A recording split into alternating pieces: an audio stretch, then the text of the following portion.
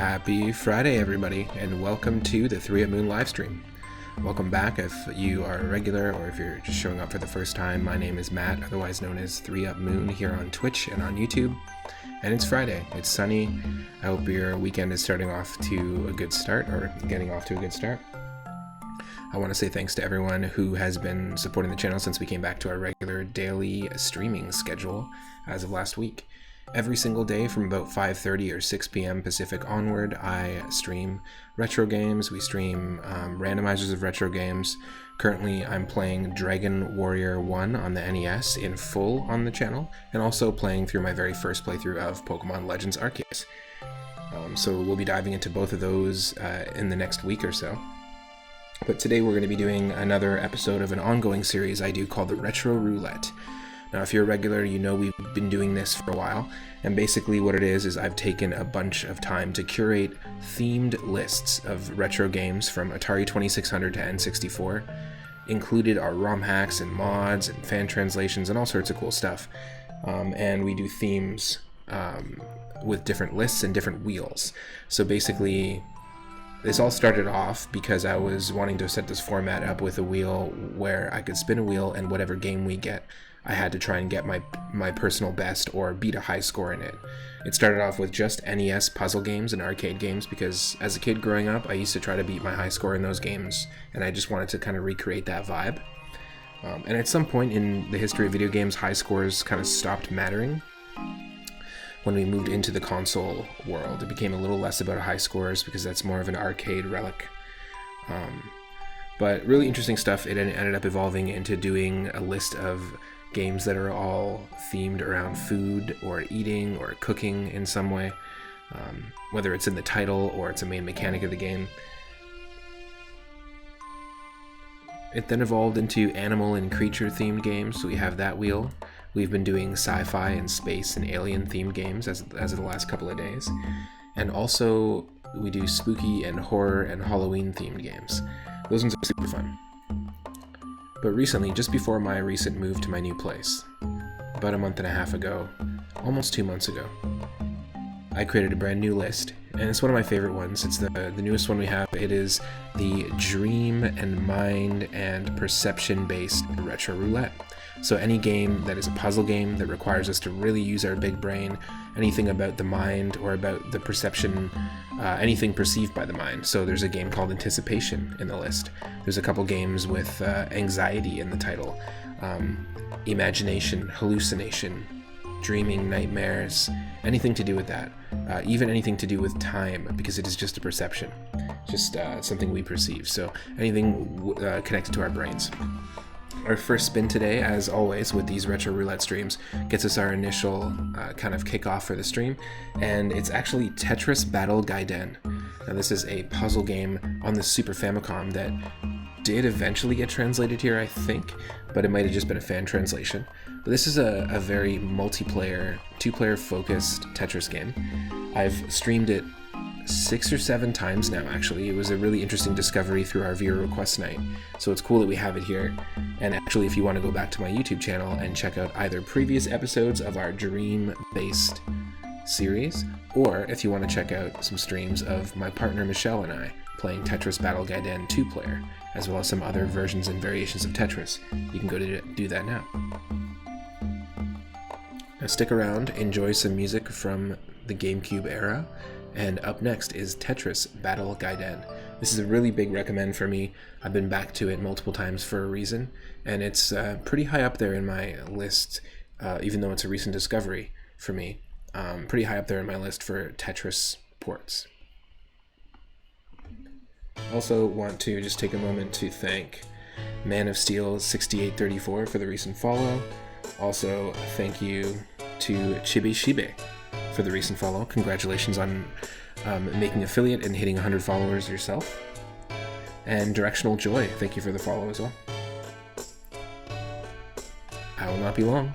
Let me know if I need to adjust audio at any time, because I can do that. I have the power.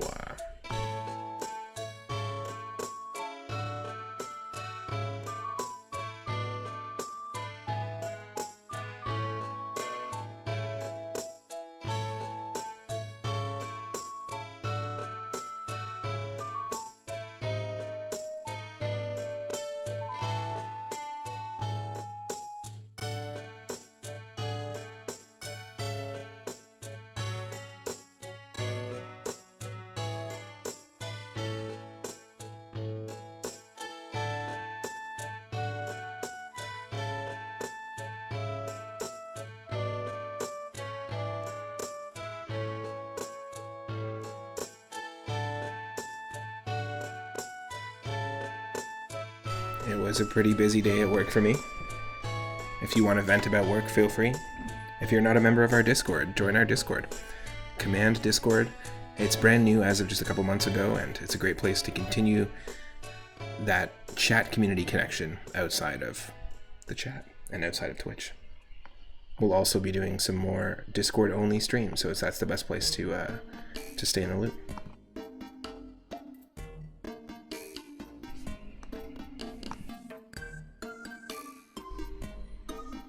Welcome to the stream, Eddie.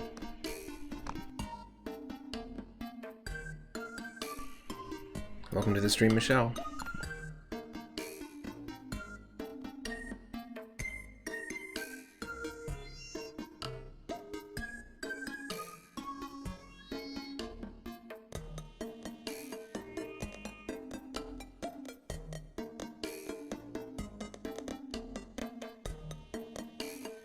Beep beep boop boop ba ba boop boop beep beep beep beep beep beep boop boop beep ba boop boop beep ba boop boop.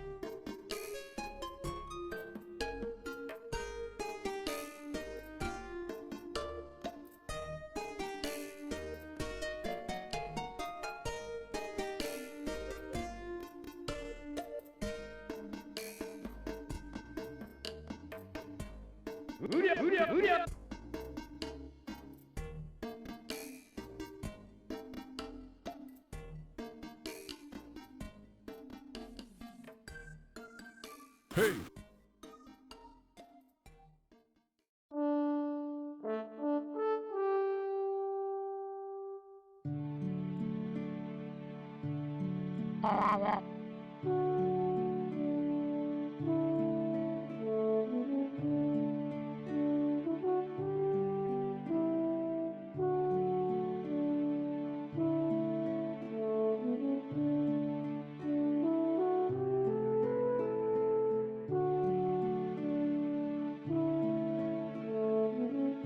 The white-hot battle continues.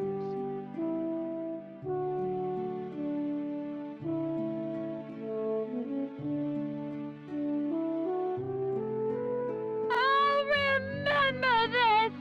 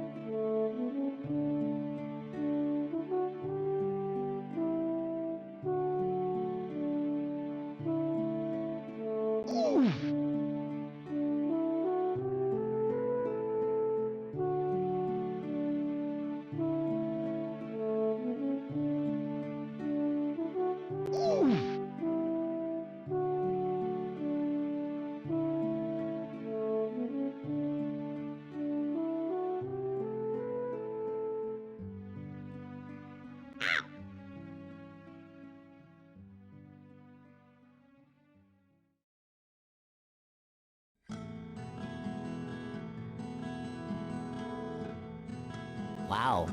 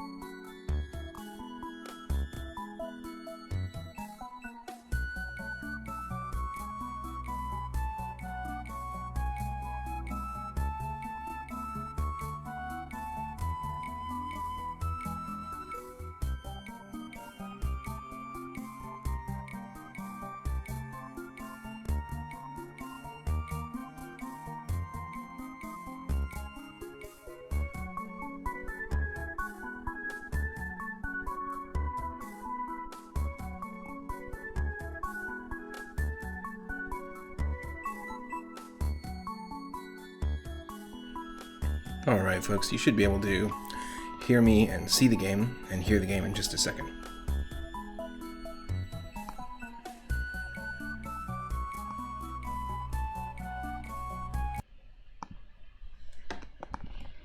Let me know if it's too loud.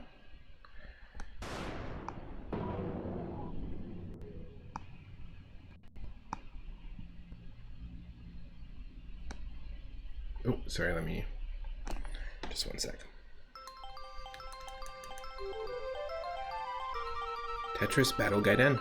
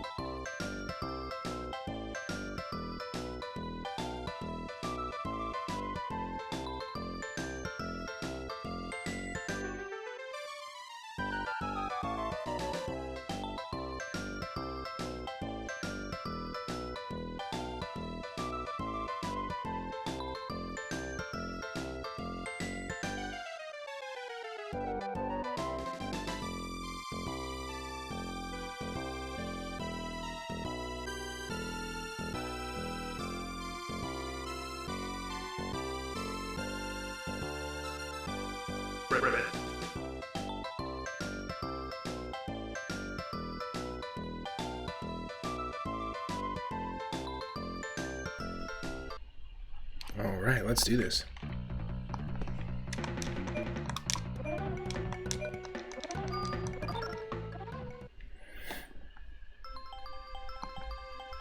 Happy Friday, everybody. You should be able to see me. Yes. I'm here. You're there. You don't want to go down there. Yeah, we do.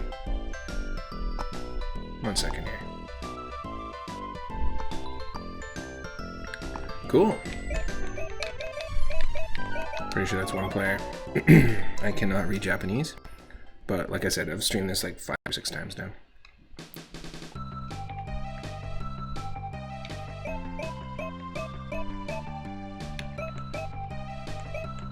So this basically lists our abilities underneath each character. We've got lots to pick from. Oh, I'll go for this guy. We're gonna basically play as every character, unless somebody spins the wheel, because the way the retro roulette stream works, you spin that wheel, we stop, we get real, you get a new game.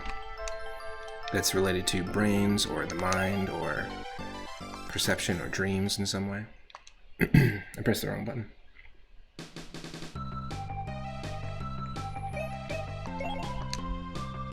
Just choosing third character first.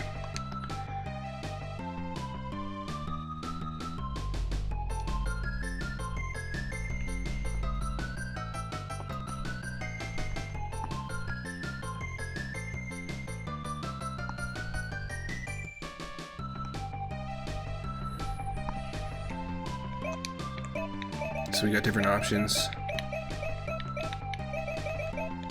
Let's go to the Wolfman stage. Fight Wolf Raiden.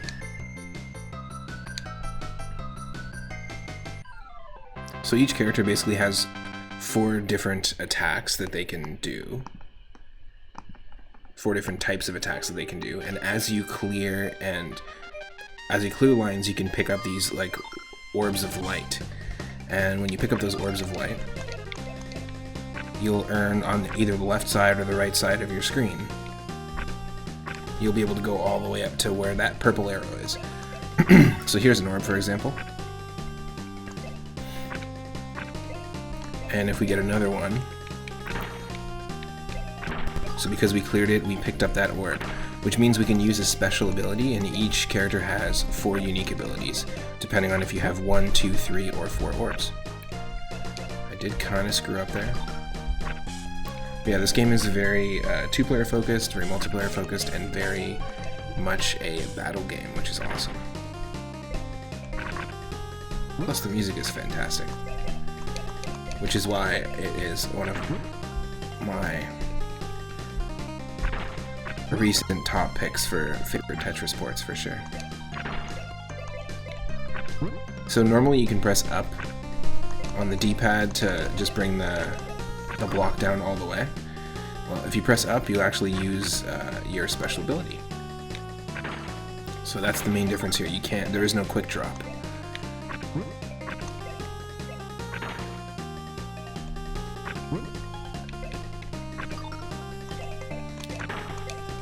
Okay, I'm gonna use an attack. See, I got 4. Boom. This is my level 4 attack. And sometimes it can affect the opponent, and sometimes it can help me. So it can either be a hindrance or... Boom. So there's our first attack. It actually helped them a little bit, but sometimes it can really mess up your plans. Like if they did it to me, it'd be a total different experience because I've got an almost full board here. It might just leave like a ton of gaps. Let's do this, and let's attack again. This is my level 2 attack. So my level 4 attack is going to be the same always. There we go. I've removed the ability for them to rotate their pieces.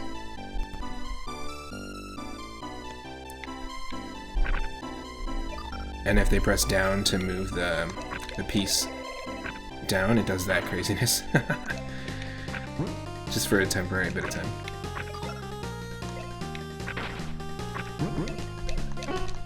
Oh.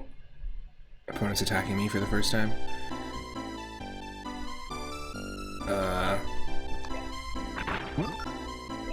I have no idea what's happening in terms of like what effect this has on us.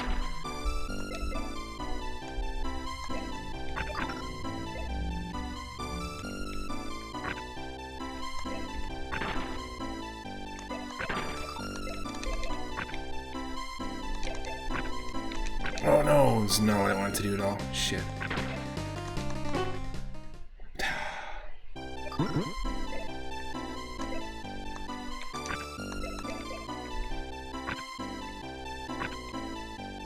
Oh, I can't press down at all.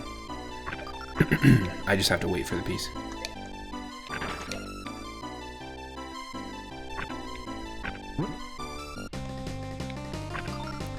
One thing that I also find interesting about this game is that we're pulling from the same deck of pieces.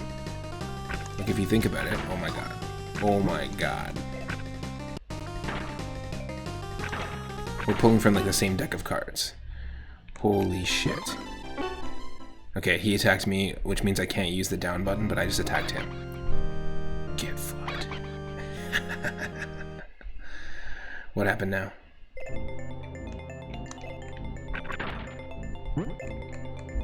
Nothing. The walrus was Paul. Whatever. They got the first smiley face. So it's usually best 2 out of 3. You get to know the characters, you kind of get to know what moves. Like if you have 2 spheres and you're the werewolf, it's always going to do the same attack. So you can reliably know that. Everyone has only 4 attacks in their arsenal. Pretty neat game.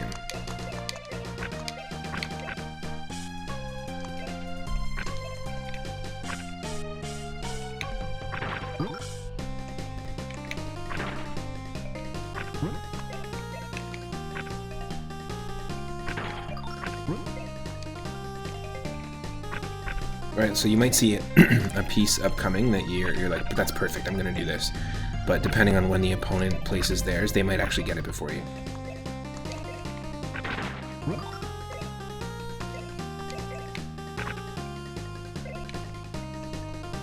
Ooh, I screwed that up early.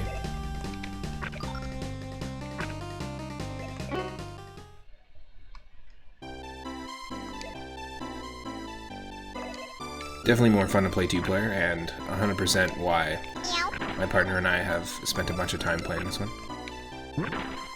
Meow. What's up, Dig? How's it going? Oh.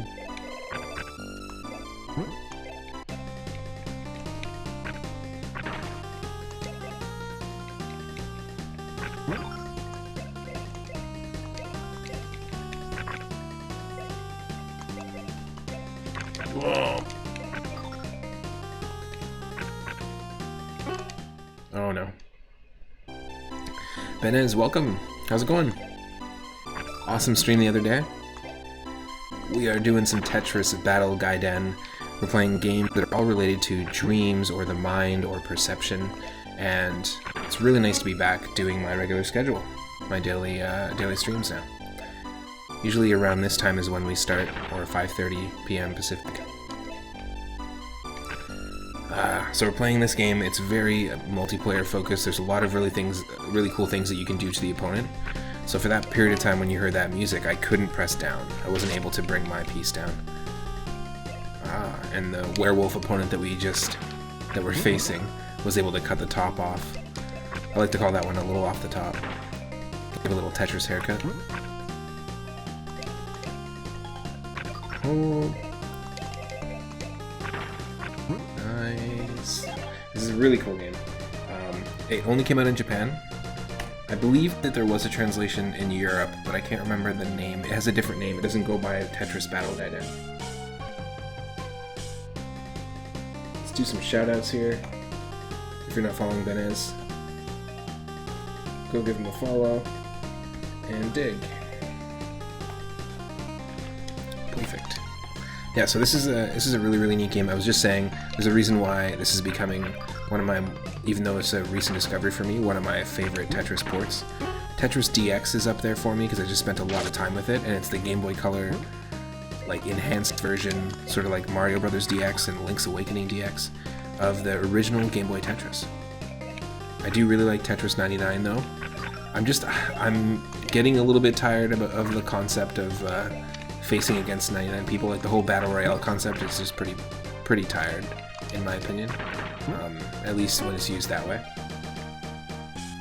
Oh, a little off the top again. There's such a thing as too many haircuts. Too many haircuts and not a real job. Medusa? Oh shit. Uh-oh. Okay, so I can't clear that now? I can, but it's like Breakout, so they have health. The blocks have health now. You have to you have to clear them multiple times.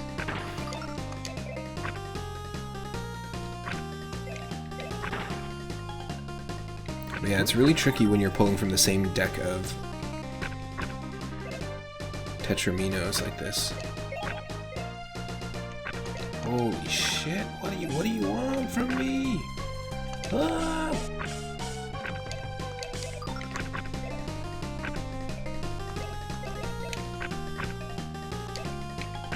No, don't give me that one. Ugh.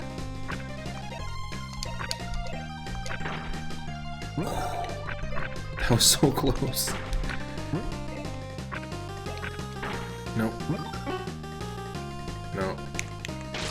He's getting a little off the top. I'm gonna attack right away for what I have. Oh, look at this. Just call me Moses. Pardon the Tetris C. The Tetch C. Oh shit. That was extremely lucky that happened to us.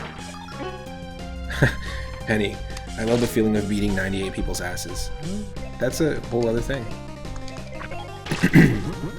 Pac-Man 99 is actually supposed to be really good. A few people, including Itarama, very recently were actually talking about it, but I've had a lot of people mention this to me, including, I just, I work at a mobile game dev company, so I've had a few coworkers that have actually recommended it.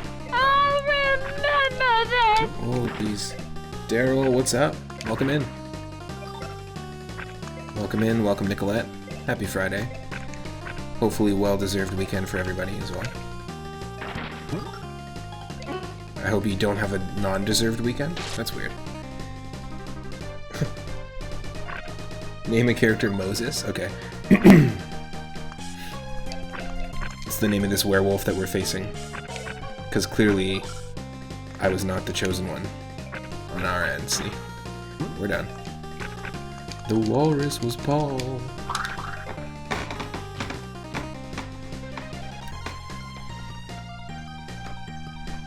Alright, that's it. So the werewolf destroyed us. Moses the werewolf. Oh. Thank you for that name, Redeem. Stegosaurus.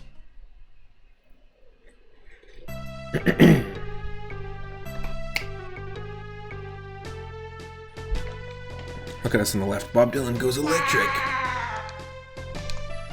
Bob Dylan. Hey Bob, I'm your biggest fan.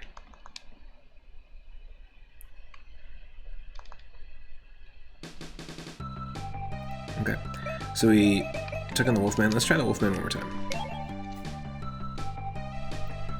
Speaking of Wolfman, I love Universal monster movies. Not my favorite of the Universal monsters, but I do really like the classic, like old school 30s Universal monster movies. I never watched the Benicio del Toro Wolfman movie. Now I know that it was supposed to be tied into the whole Universal cinematic universe with the recent Mummy movie, which I think had like, didn't that have like Tom Cruise and something else? I can't remember. Whatever the recent Mummy movie was. That was supposed to be tied in with the Wolfman movie, but yeah, I think the Wolfman movie just like came and went. I just didn't see it. It's a neat idea. Just because I think that if you're going to kind of keep reviving a franchise, that is such a classic cinema franchise, like the Universal Monsters, that I feel like it makes sense to keep it going. Kind of feels like an important piece of like human pop culture history. You know, what we make horror movies about really reflects what people's fears in society were at the time. Or concerns, right?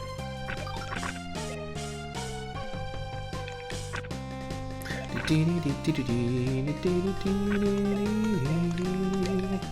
love pixel art, holy shit.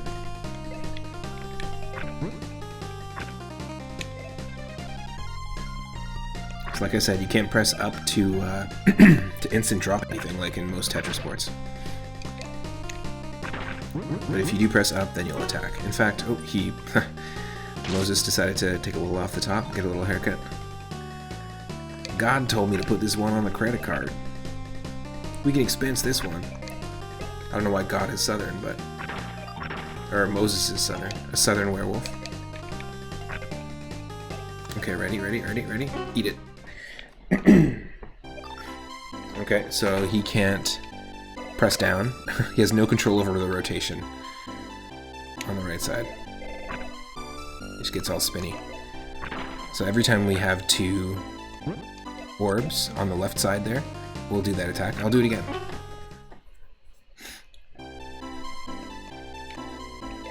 You can only have a max of 4 orbs as well. Which I think is a missed opportunity considering how tall this is. Imagine if everyone had 10 abilities.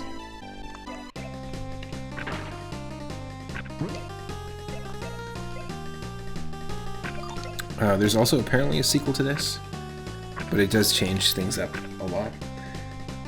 Iterama is saying, I kind of hoped Universal's new Dark Universe would have worked out. Yeah, I think the name calling it Dark Universe was really stupid. I think the idea of those characters being revived is great. Because, I mean, especially when you think about, you know, Dracula in Castlevania. It's all about Dracula being revived. The Mummy is somebody who gets revived. Frankenstein is revived out of other body parts. You know, there's this sort of resurrection theme, so it makes the most sense to resurrect that, you know, whole mix of characters, right? Doesn't exactly make the most sense to resurrect like 90% of the stuff that gets remade, right? In fact, it makes the most dollars to resurrect that stuff that gets remade, not sense. Heyo. Alright.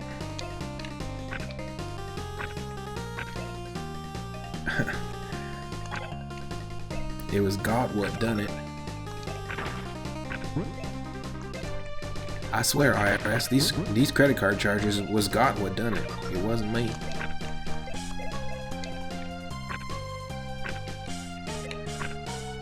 God told me It'll be fine. Just talk to just send the expense form into our accountant. And I said, are you sure, God? Sounds a little bit fishy. And God said, I'm sure. Gotta go. Love you. Bye.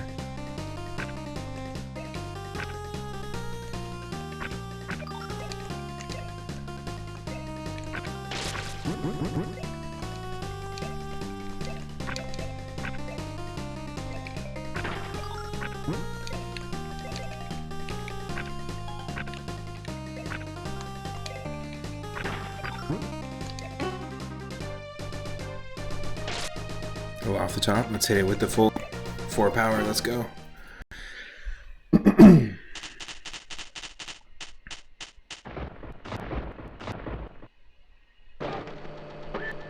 Oh, it's the photocopy. Damn. Okay, so my full 4 orb ability gives me a random ability, and that photocopy ability is from a different character. But we can photocopy the other side, which is, you know, you really got to strategize when you use that, because if you use that at the wrong time, you could screw yourself over completely and lose the game. But see what I mean? How there's like really interesting ways to kind of affect the battle.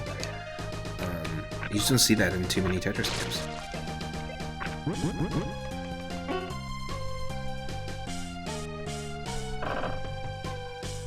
Yes. I learned that from you, Moses. I learned that from you.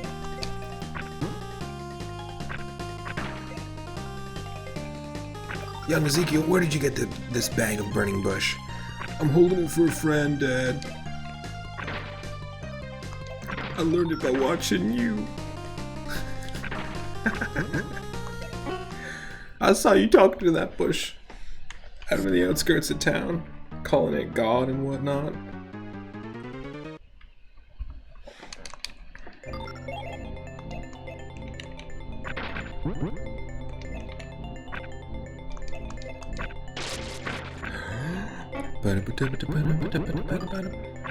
So they definitely help themselves with that one. You can get a buff or a nerf. There you go. Speaking of nerfs, I had a Nerf gun as a kid. It was friggin' awesome. Me and my cousins used to bring Nerf guns and water guns to the park all the time. Super fun.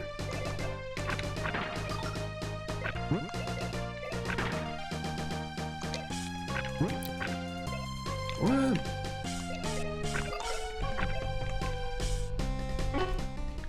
So I don't think this is going to be the photocopy ability, unless I'm just wrong. Yeah, it's different every time. So this character that we're using sort of has the randomization ability. I love that. That's a great one to use, especially because it builds tension. Because you can see your playfield shift, and it might be like, oh, that's great, and then it shifts away from what you want. So I don't have my ability to use the down button, which just slows me down. Because we're pulling from the same deck of Tetris pieces. It's actually really, really good ability to use. I made a real good call. A real good call.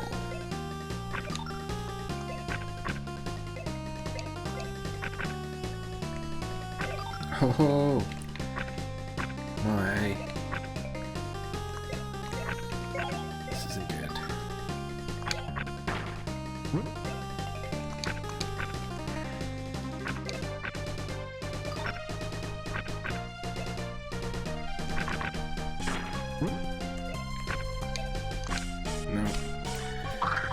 Nothing we could have done.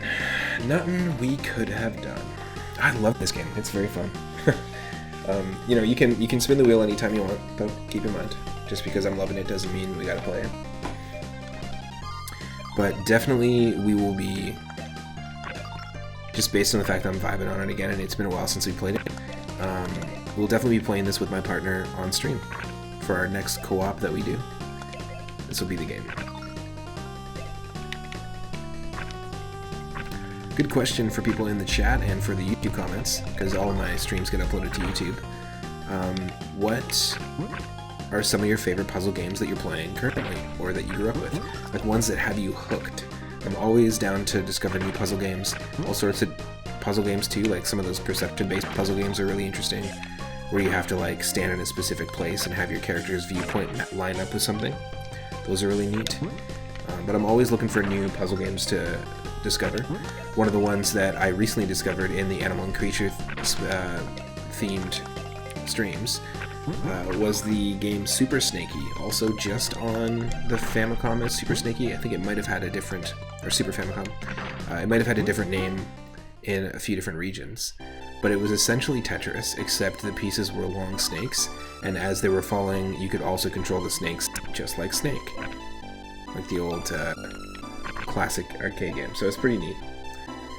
Penny is all about Super Puzzle Fighter 2 Turbo on the PlayStation 1. So I've heard a ton of people rave about that. Is that a card-based fighting puzzle game, right? It's sort of like a match 3 still. Yes, the Snake game. Super Snaky was so fun. It was very, very unique. There was a lot of really cool things going on for it. I would highly recommend it to everyone. I feel like I missed out not being able to play that as a kid, basically. Just based on geography.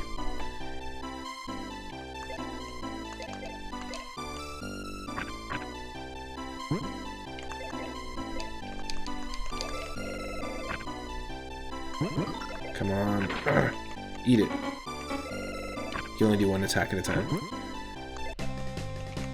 There, done. Yeah, Super Puzzle Fighter, lots of people raving about it. What does that do? Death showed up. So I have no idea what that does. Oh, there we go. Do you see that wall that's building up? Every time they make a move, it pushes up. And that's when we have 3 orbs. Maybe we should just be... That's our strat. We should just be saving 3. And then using 3 every time we get it.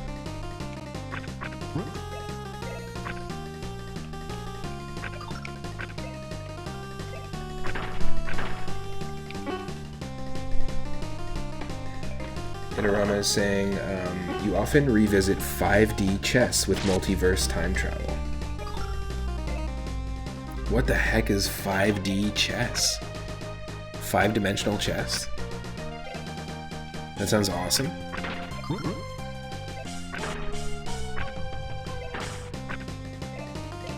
That should just be called chess, but the 2 S's should be 5s. So Che 55. That's what they should have called it. Missed opportunity.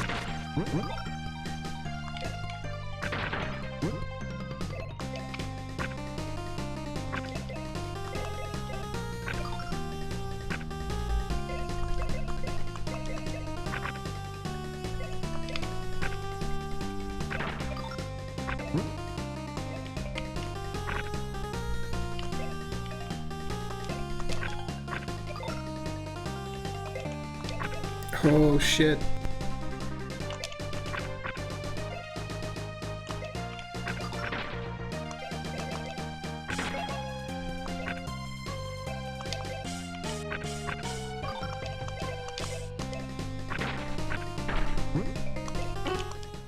Oh no. What are you doing to me? What are you doing to me?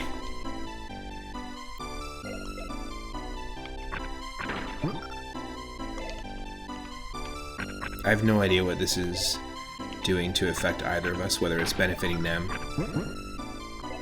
or me.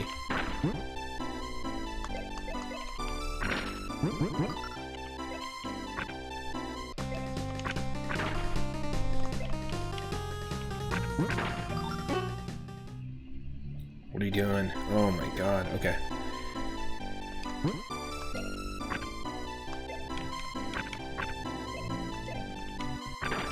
I feel like the gameplay feels smoother when we're in this mode. I just don't have any idea what it actually does. Yes, this is death. I gotta check that out. 5D chess with multiverse time travel. Henny is saying that Super Puzzle Fighter is its gem placement game. It's a gem placement game, kind of, but also like columns, and it has the goal of making 2x2 and up pieces. Interesting. Henny says they have 5D chess but haven't opened it yet. The game is so funny. There are multiple simultaneously game. Oh, what? Okay, so 5-dimensional chess. There are multiple simultaneous games going on, and your pieces can move in time, as well as the standard physical directions. You only do the in-game puzzles because of playing matches, or instead of playing matches. Oh, interesting. Okay, basically exactly what the title implies. That's so funny. Is that available on Steam or something like that? It isn't multiple games, it's one game, but if you split off to multiple timelines, you often have to move pieces on each, working to checkmate each. Crazy. You were led to believe it's more complex than that. That sounds like an interesting concept for a game just in general.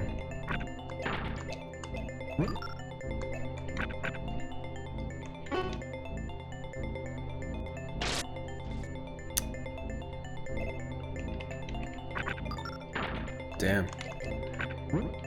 Opponent was able to defend themselves pretty well with that one.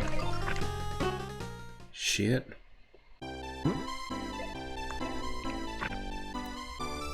It's on Steam. Nice. Very cool. I'll have to check that out. I used to love playing chess. So my uncle painted like Warhammer style figurines and stuff, and he made custom chess sets for my family. And also I used to have battle chess on the PC. Actually, it was on an early Mac. And then I had battle chess on the NES, which is very fun. Highly recommended on the Amiga or on the NES. We actually have battle chess in the list here. All the different versions of it, and Chessmaster as well. I used to play Chessmaster 2000 or something like that, or Chessmaster 3000.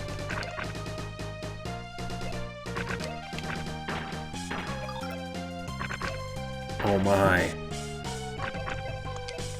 No!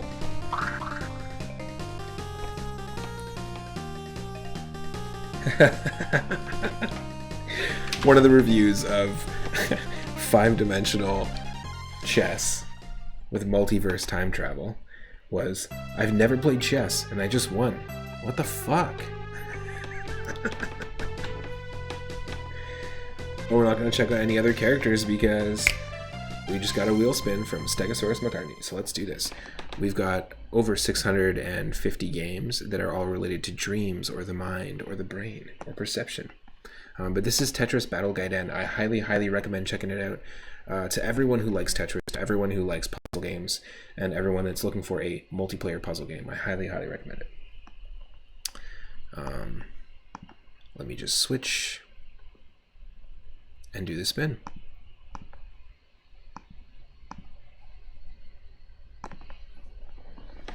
Let's see. Easiest, quickest way to do this. Pop that right there. And we got game number 42. Look at that. We got Hitchhiker's Game to the Galaxy. We have the game that's the answer to games, the universe, and everything. And games. How many times can we say game? Bong Cloud opening. Oh, Eddie, do you know what the Bong Cloud opening is? Bong Cloud attack. Yes, I think, Henny, you showed me this before. Daryl's saying, I just want to see what other dreams and perceptions look like. Nice. Yeah, of course. If you can dip into somebody's mind, why not dip into everybody's? Hi, Henny. Wow. Game hikers hitched to the fallacy. Exactly. Henny is saying, the movement of the king violates accepted principles of chess strategy by foregoing castling, impeding the movement of both the queen and the light-squared bishop. This is also part of that review. Leaving the king exposed, wasting a tempo, and doing nothing to improve white's position. The lack of any redeeming feature, unlike some other dubious openings, puts the Bong Cloud well outside of conventional practice. This is the maneuver, so to speak. In a Twitter post, English Grandmaster Nigel Short described the opening as an insult to chess.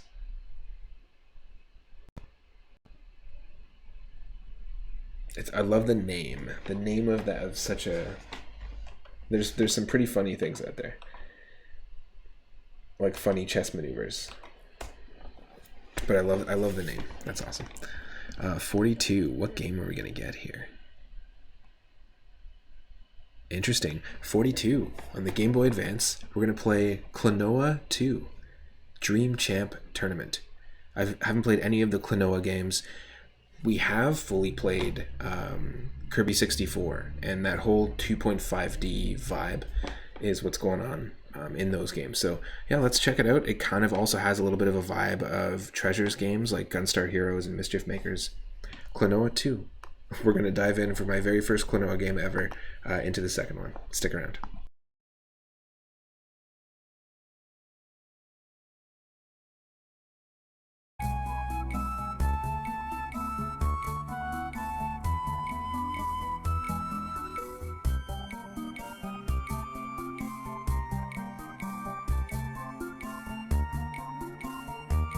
We've been discovering a lot of really, really cool Game Boy Advance games lately, including Dragon Ball Z Super Sonic Warriors.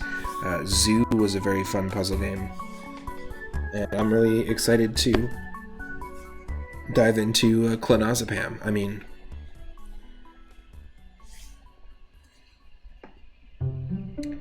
Klonoa 2.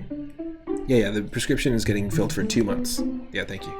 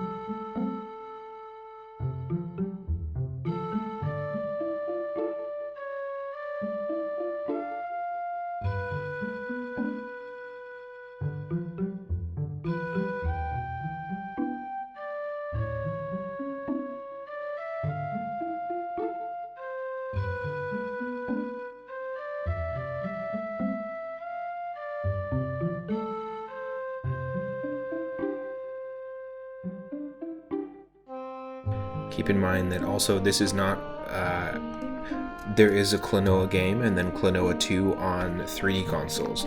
This just happens to be the sequel to the Klonoa GBA games. So I think they're both separate games. Also another game by Namco, and I've actually been discovering a lot of really interesting games by Namco recently. We just picked up Katamari Damacy Reroll, which is a fantastic remake of the PS2 Katamari Damacy, and there's a full playlist to that on my YouTube channel. And also we picked up Taiko no Tatsujin, which is the drummer, or the taiko drum and drum-based rhythm game on the Switch, based on the whole arcade series. And yeah, Namco has a lot of really, really good games out there, I'm not gonna lie.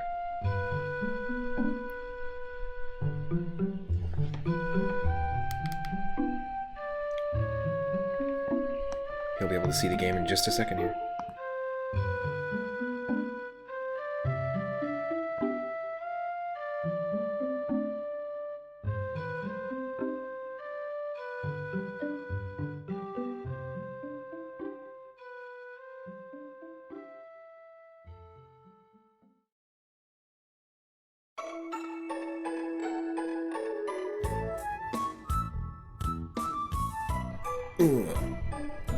Yeah.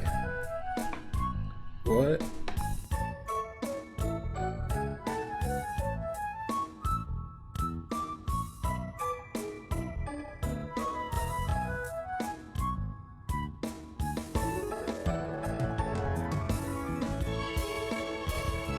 Look at that swagger!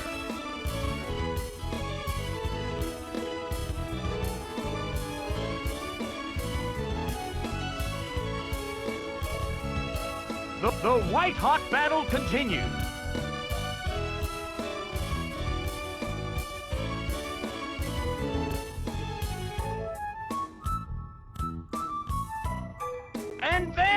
choose the battle!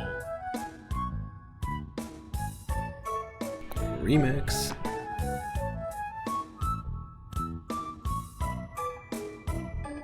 It hung on by the skin of its teeth!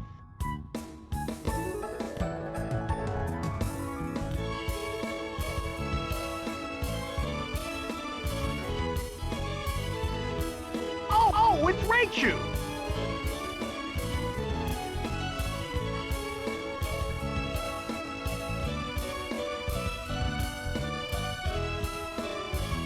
Look at that swagger!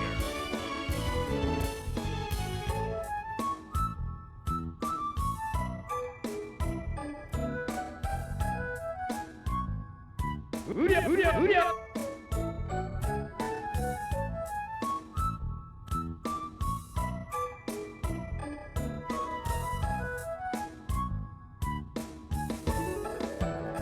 That was brutal!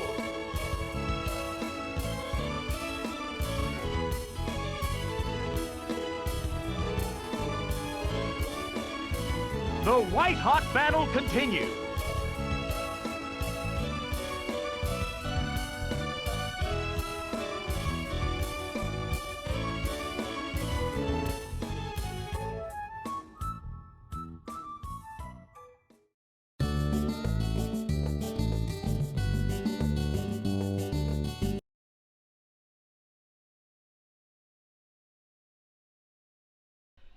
Okay, let's play. Pizza or chili? Nice. Chili pizza.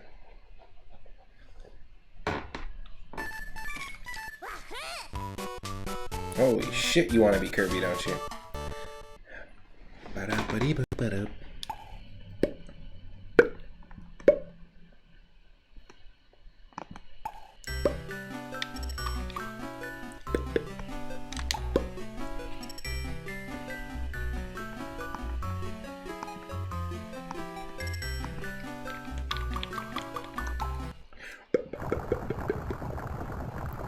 You're waiting until Chris gets home to decide. You need to husk some corn.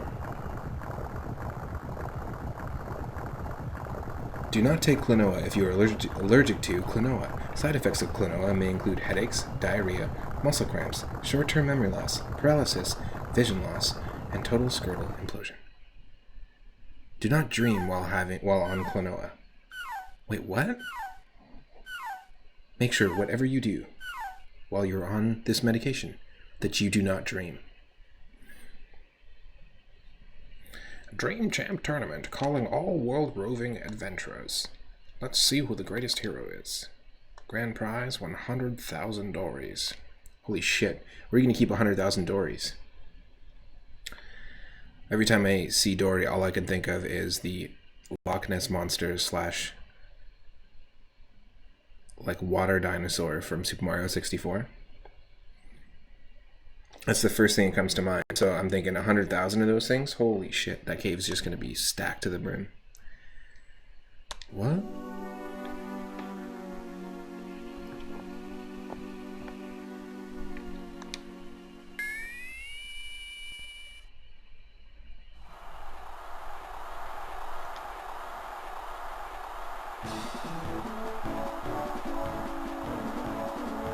Always down for more Game Boy Advance games. Yo, cool designs.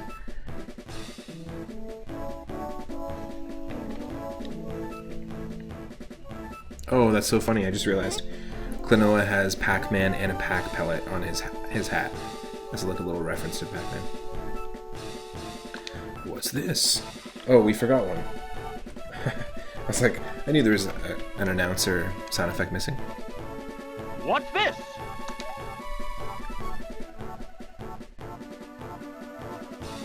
Lolo, Popka.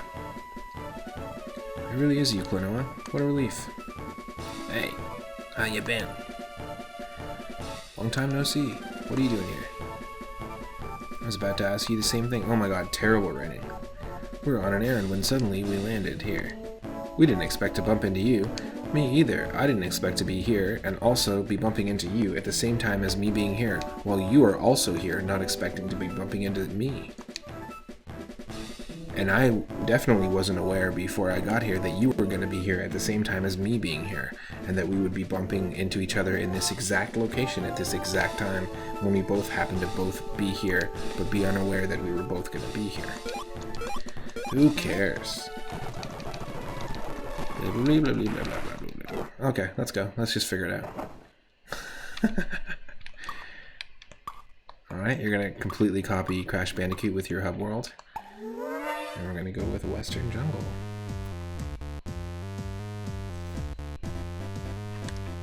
Drop your dancing emotes.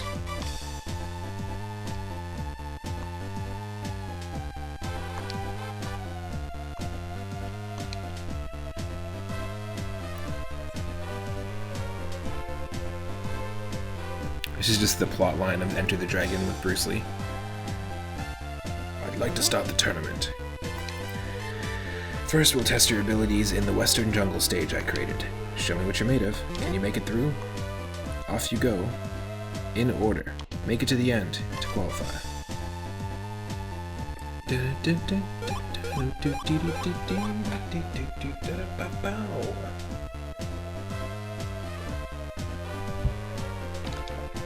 This'll be a cakewalk. This'll be a good warm-up for me. This'll be a game. This'll be a tutorial level. This'll be a sequel. Oh, I'm loving the cat one. That's a cat jam emote. What's that first one from? The dancer who's doing like the MC, the cowboy doing the MC Hammer dance.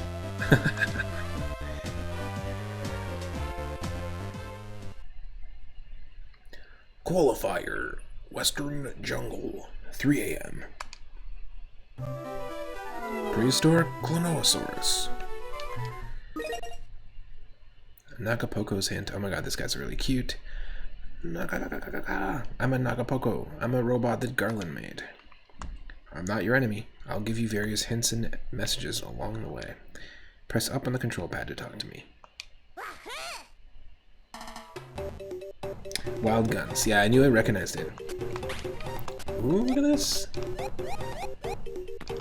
Okay. Taking the sprites. Okay, holding R lets you move around and view the entire level.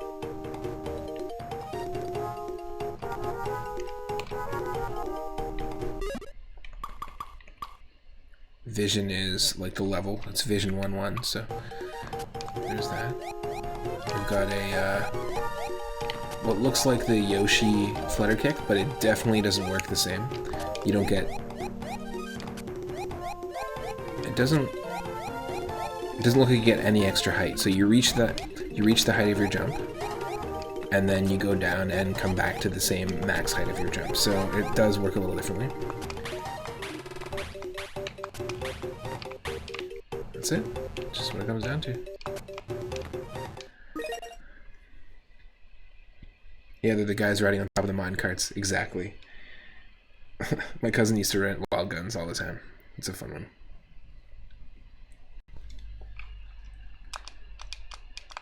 Yeah, I figured that shit out. I love that this enemy is like, I'm just a tree. I'm absolutely just a tree. Don't even worry about it. Can't you tell?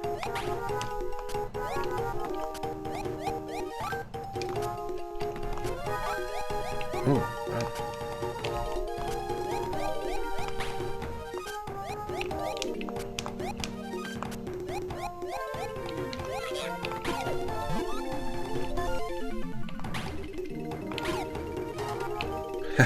Yes.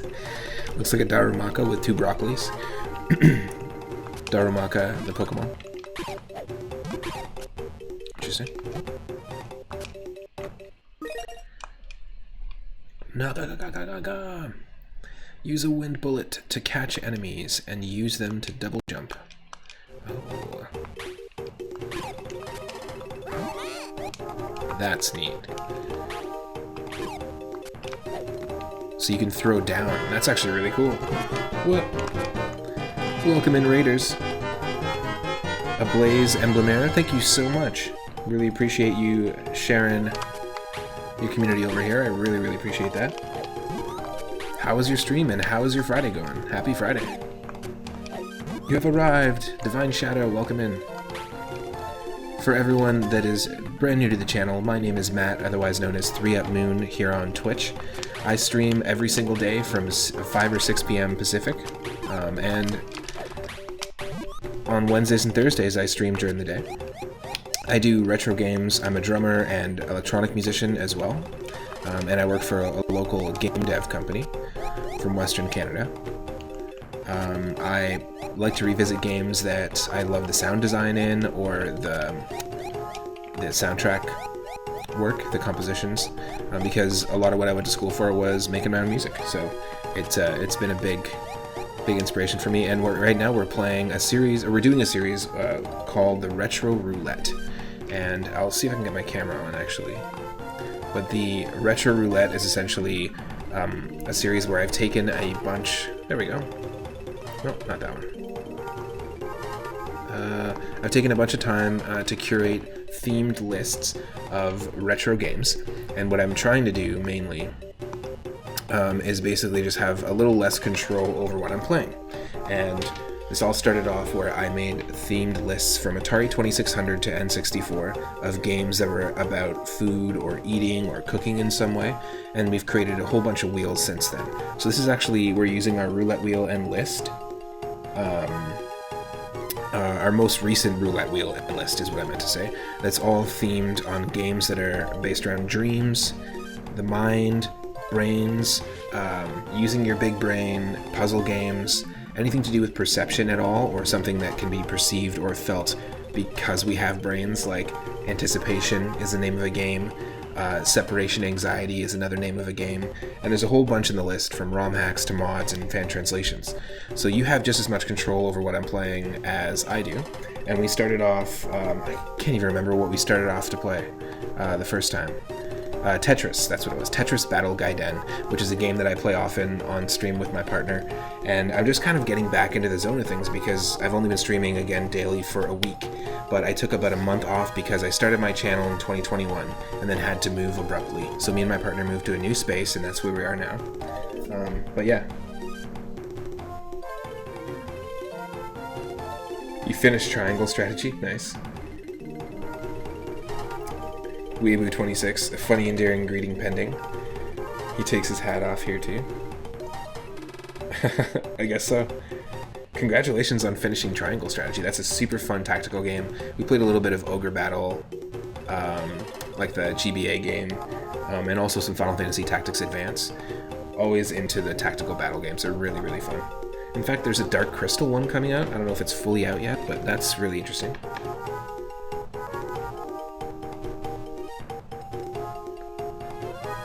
Thank you so much for the raid. I really, really appreciate it. Thanks, Stegosaurus McCartney, for the shout out to Ablaze. Awesome. So yeah, we just got this spin here. So we're playing Klonoa 2. I've never played a Klonoa game. It's my first time playing. Literally, we're on the tutorial level. And this is Dream Champ Tournament on the GBA. But remember that you can spin the wheel anytime you like. We're just kind of learning. Just as the raid was happening, we were learning how to do double jumps.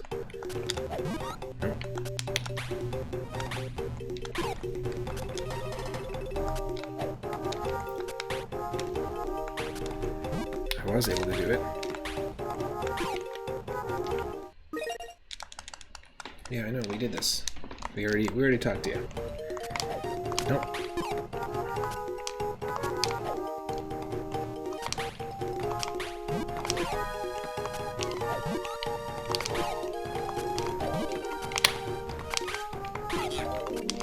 I totally threw down.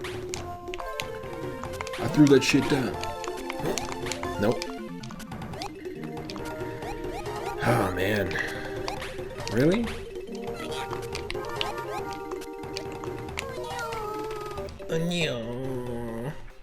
Just relax. If you want to mess around with sound effects, just like Klonoa is here, we've got lots to pick from. Just make sure you go Command S and then space, and then type in the one you want. Everyone can use them. Got all sorts. There's 64. 64 to pick from. But yeah, I hope everyone's having a great start to their weekend.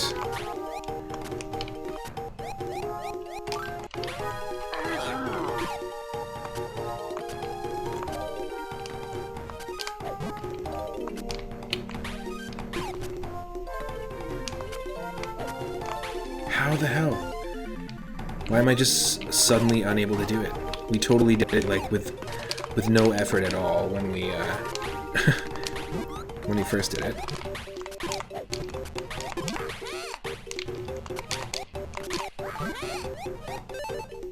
I gotcha. Okay, you just gotta do it right away. It's a timing thing.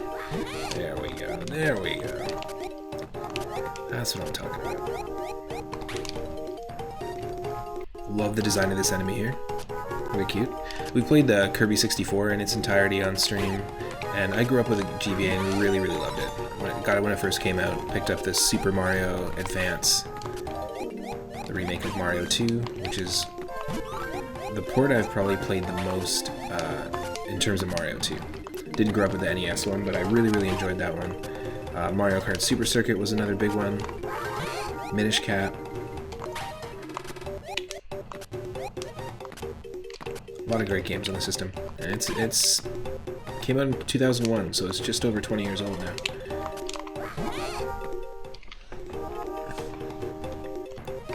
What are some of your favorite Game Boy Advance games, if you had to pick some?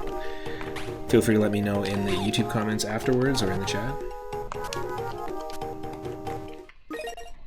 What does Nagapoko have to say? This item is a sunstone. Oh shit.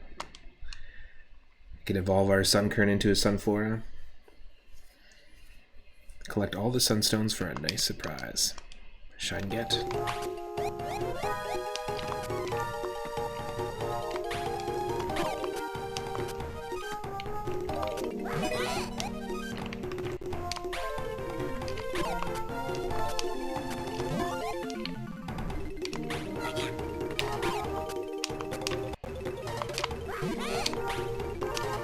Yeah, really like the design of this this character here. It's like Balloon Parrot. I love that he's upside down. That's so good. Just doesn't even care.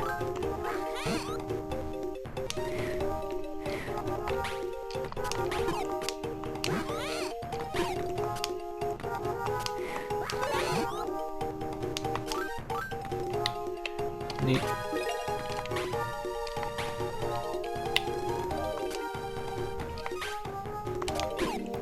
Kind of sucks that you can't like shoot this up or down.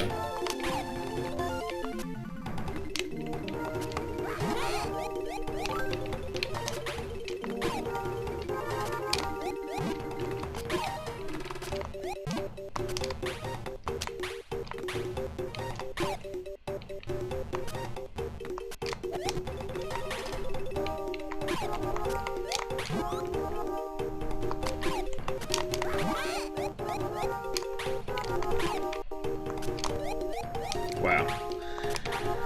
I mean, it is a training level, right? So I get it. I'm trying to teach us all the basics.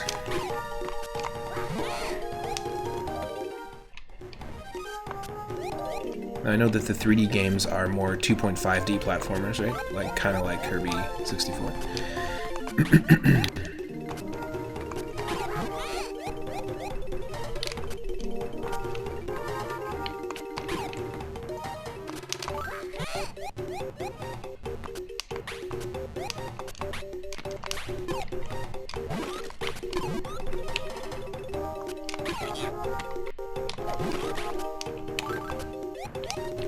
Son of a bitch. No.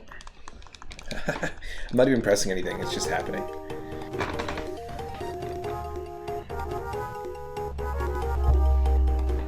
Thank you so much for that raid, I really, really appreciate it.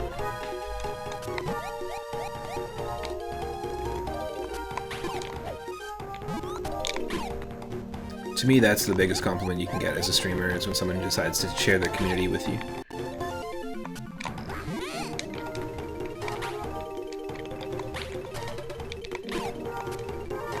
Because it's sort of like someone vouching for you socially, right?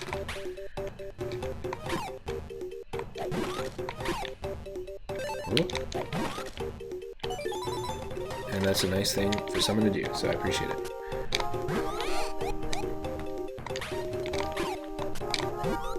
Oh, come on! Also, it's always hype when you just beat a game too, and you're able to like get some food, refuel. And Triangle Strategy has it's a pretty long game, right? Like, it's, how many hours are we talking there? Because I think one of my teammates at work just recently beat it. Oh, are you kidding me? You're gonna make me do this, eh?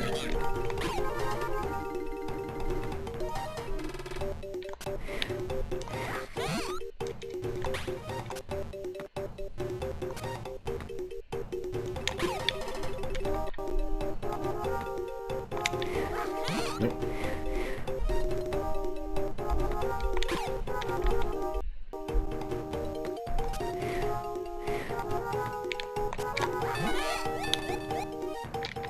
Got him. Nice, we got everything.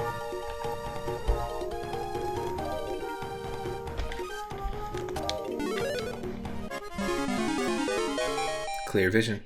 Vision clear.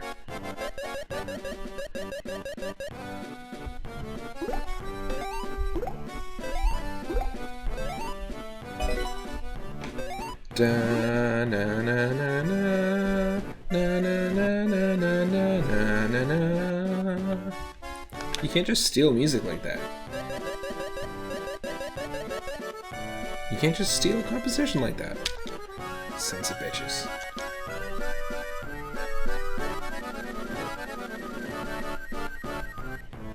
Dun dun dun dun dun dun dun dun dun dun dun dun.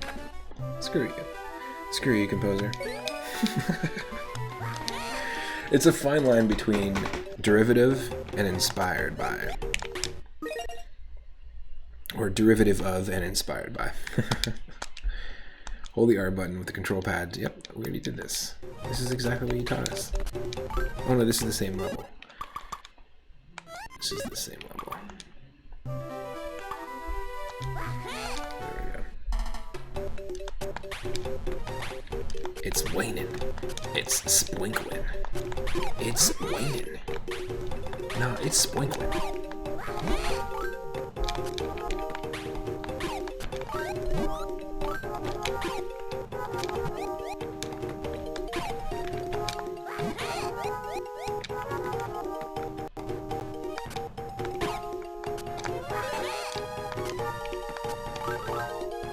Neat.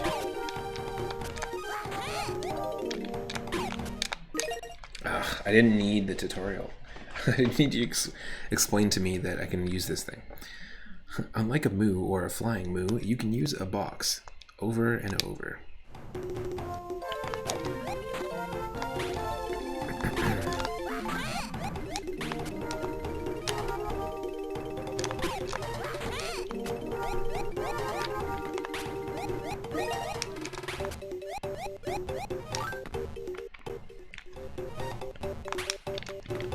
There is a little bit of a Wario Land 4 vibe to this level. There's a specific level in Wario Land 4 that this reminds me of.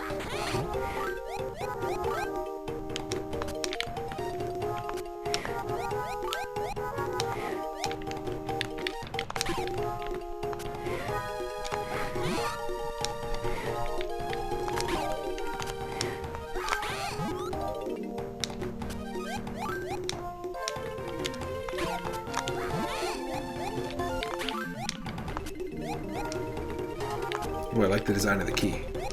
That's neat.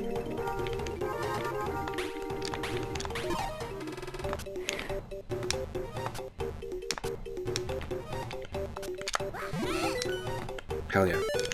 Done. Right? It has that kind of Wario Land 4 vibe also, because it's not just a raining jungle level, but because you gotta get the key and unlock your door to get past. I mean, it's not like other games don't use keys, but still. It just has that vibe. Maybe it's because the enemies kind of remind me of Wario Land enemies.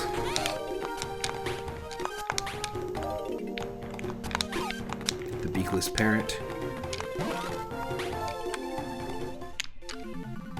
Hell yeah.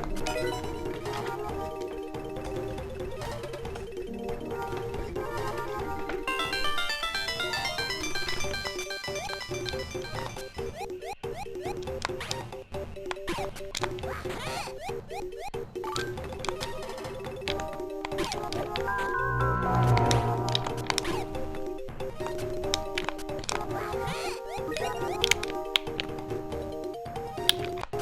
once you get used to the flow of it all.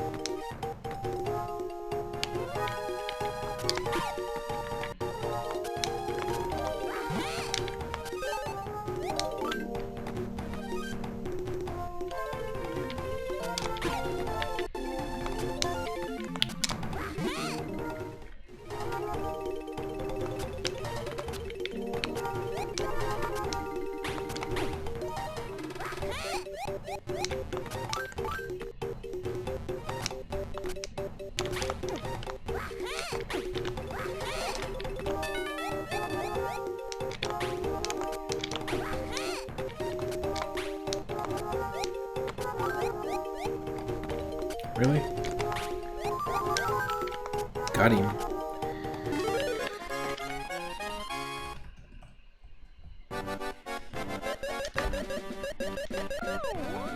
Level 2 of Klonoa 2 completed. 100% again.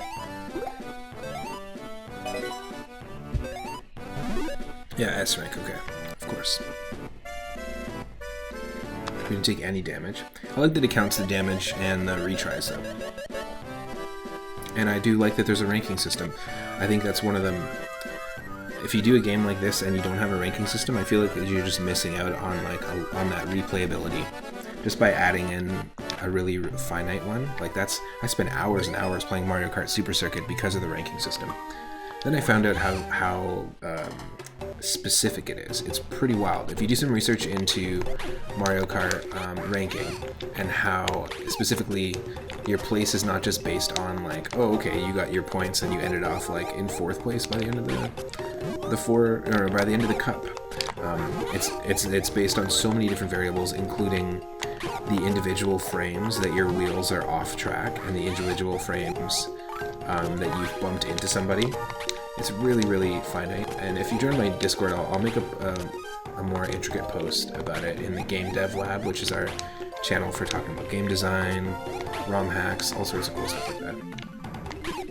I love this background, this sort of like alien radioactive egg background. Feels very Alien Planet in a good way.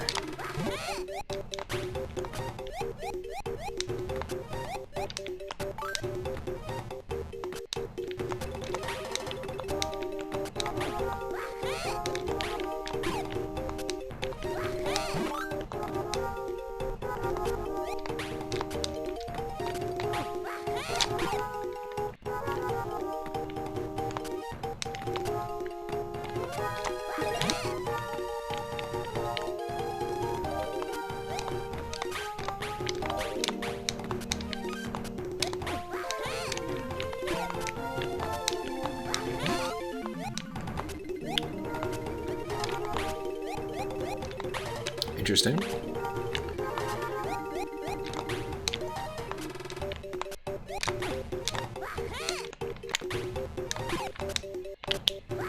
Nope.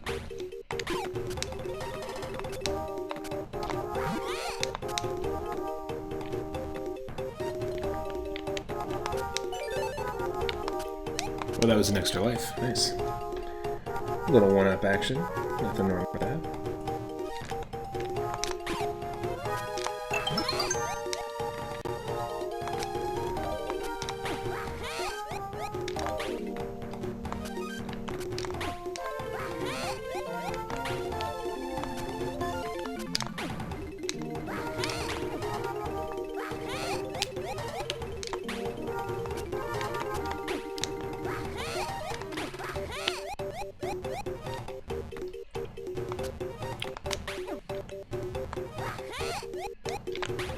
Damn you. Good thing these levels aren't timed. Holy shit. There is a fluidity to this that I like. It is unique and stand out in that way. But the control feels pretty dynamic.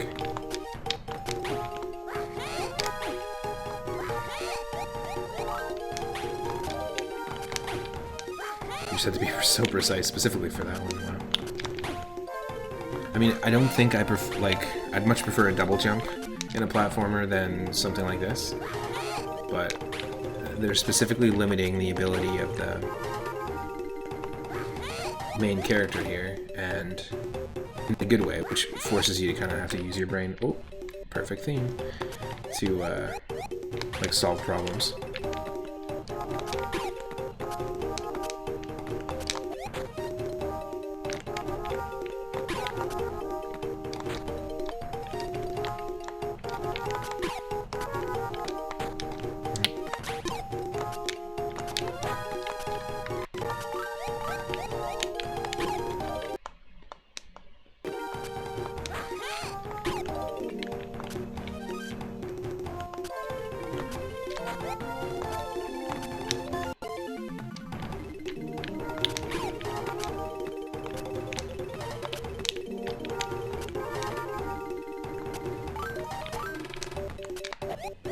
Oh, son of a bitch.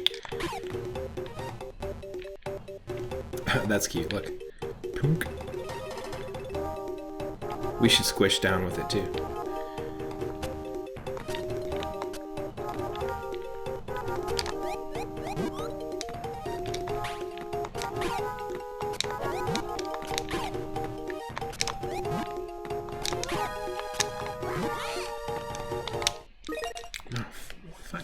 Lola's message. Okay, okay. How are you doing? I'm doing well. See you at the goal. What a complete waste of time.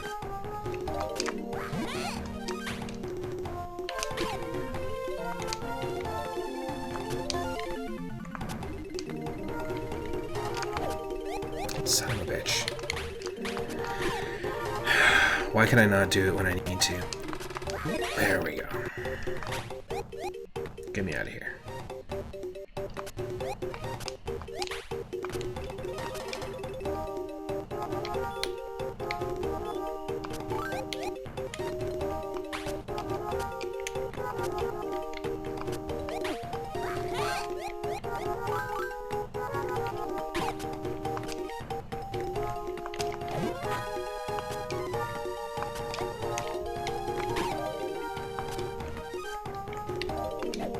Nope.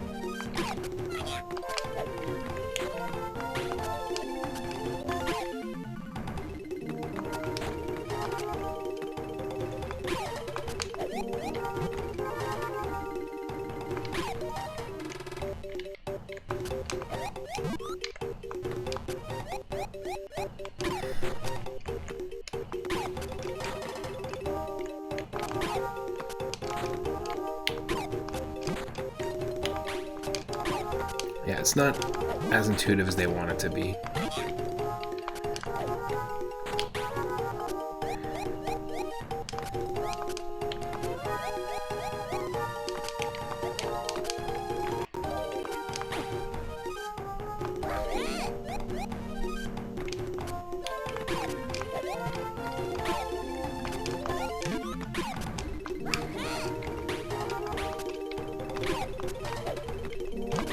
Fuck off.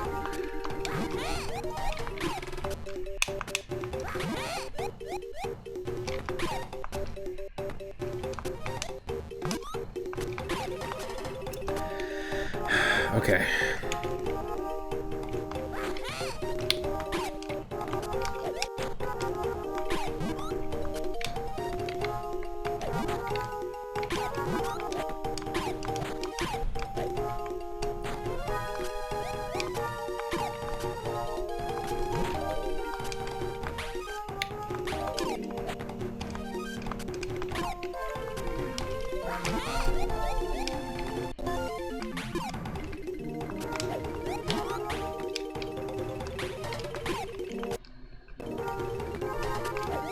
No, fuck off.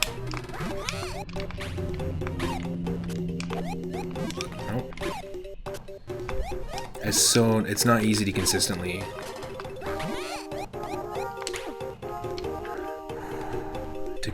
get that flow going. Come on, come on, come on, come on, come on. Fuck you.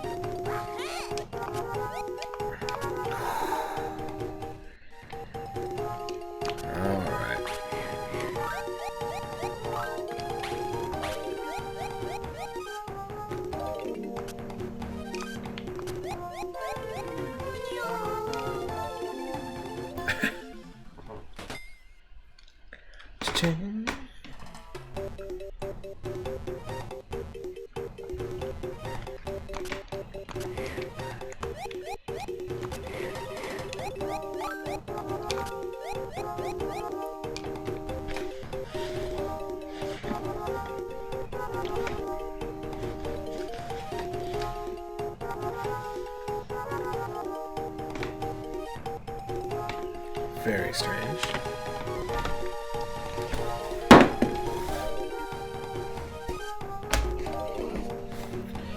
Okay. 1 second, folks, before we continue. I just want to say thanks again for the raid. I really appreciate it.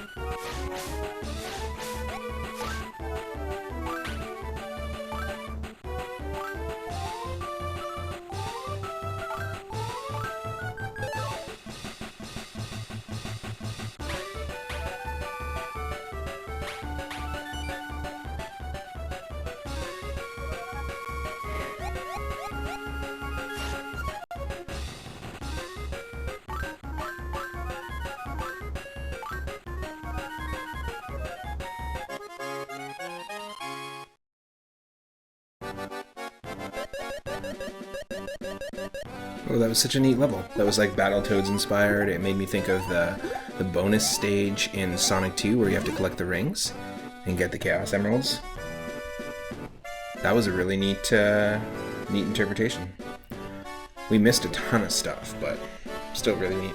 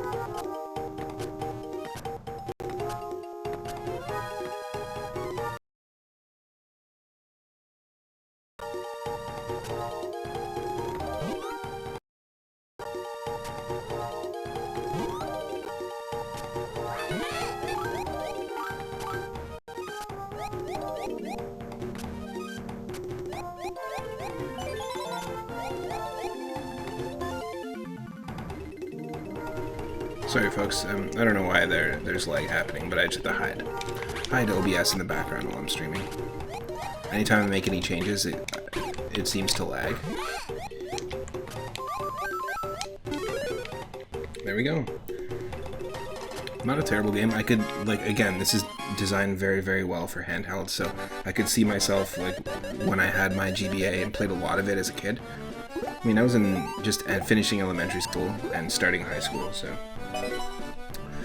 I could see myself, you know, taking this game on the bus and playing, like, a round or two, you know, on the commute kind of thing.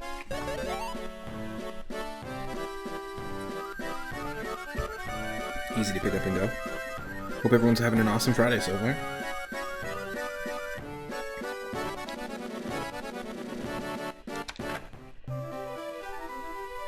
Plan to do a much longer stream today, so feel free to stick around and make sure you eat, make sure you hydrate. And yeah, if you didn't have a good week, I hope that things get better for you very soon. I have a lot of friends that deal with chronic pain, and my mom does as well, and so I hope that you don't have to deal with chronic pain. I know that, you know, the hope doesn't get rid of the pain, but just know that it sucks, and I know it sucks. Oh, we got ourselves a spring! Also know that I'm sorry that it sucks.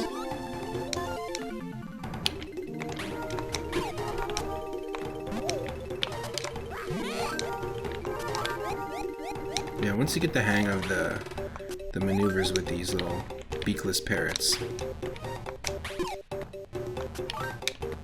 which kind of look like Chrono Trigger enemies.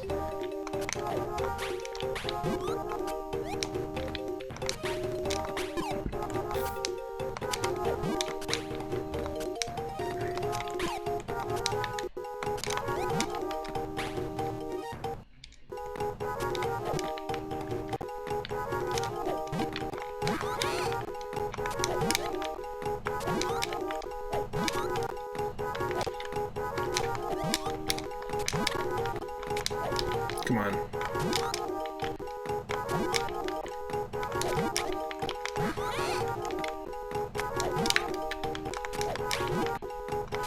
Come on. Why am I having such trouble with this?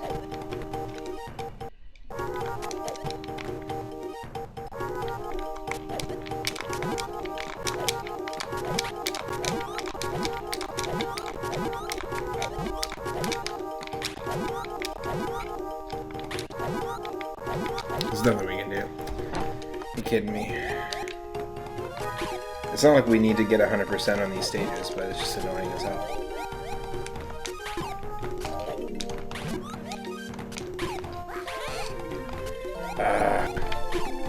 That's what I gotta press.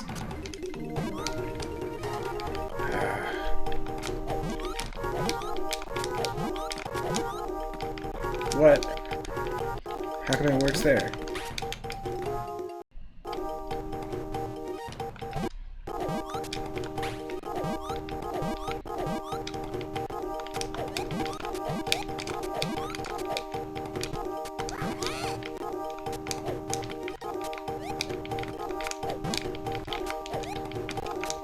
Right? Why does it work over here?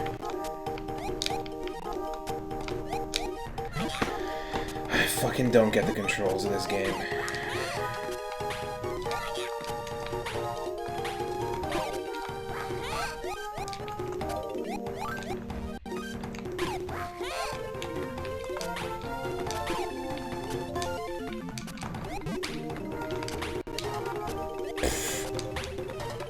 Fucking beats me.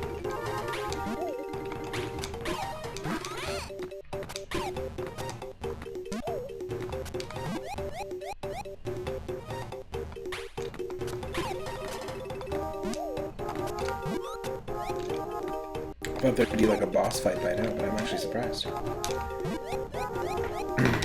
This game seems to be more all about puzzles, and that's the big difference between Wario Land 4 and Wario Land 3. That's the main reason why I was saying that this feels like Wario Land 4, because a lot of the Wario Land 4 stages are kind of like these long, sprawling, convoluted puzzle screens.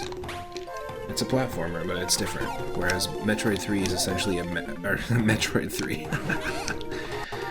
Wario Land 3 is essentially a Metroidvania game where you lose all your abilities and you explore like a big sprawling map. And you unlock abilities over time. Like all the stuff that you could do pretty much from the get-go in Wario Land 2, you can't do in 3, and you have to unlock it slowly.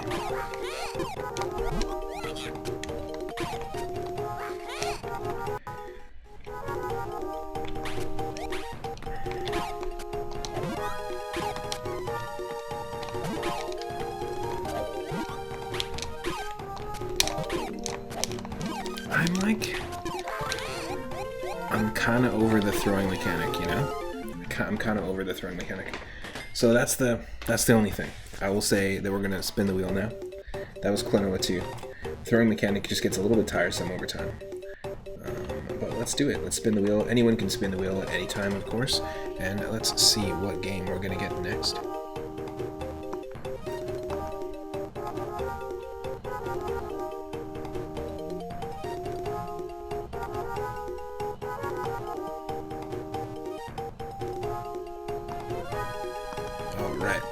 We're spinning, and it's game number 153 that we're landing on, so let's see what that's going to be.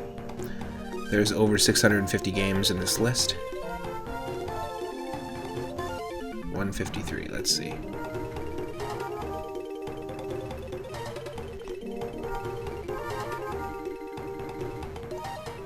Cool, 153 is The Forgotten Island, a Super Mario World ROM hack. And and obviously because it has to do with memory, that's in the title there, with forgetfulness. That's connected to the mind and to the brain. So we're going to dive into that, and yeah, stick around. Another Super Mario World ROM hack. We played one yesterday too. That will not be long.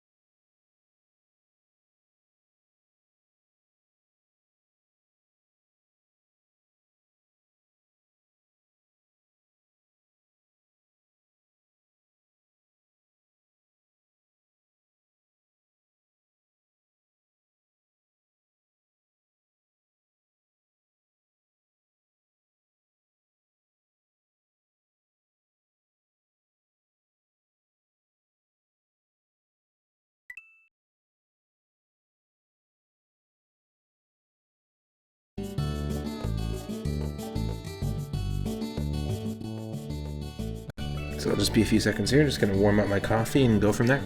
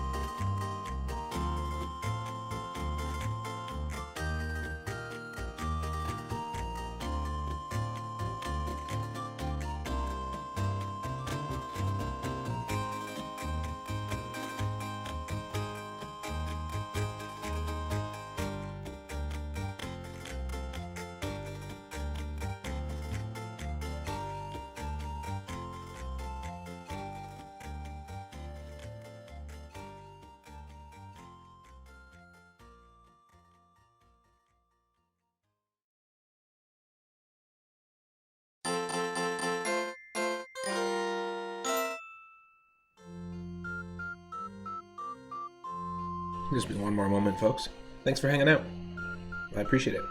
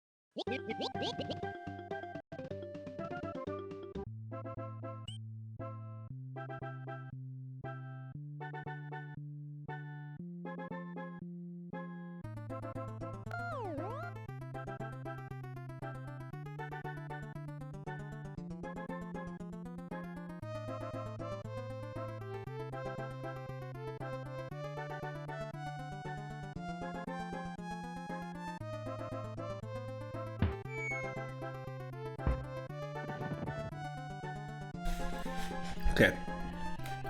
I was just muted for a bit while I was eating. But damn, that was a really interesting opening area for a ROM hack. What are my thoughts on it so far? I think the level design's pretty decent. The music's not bad.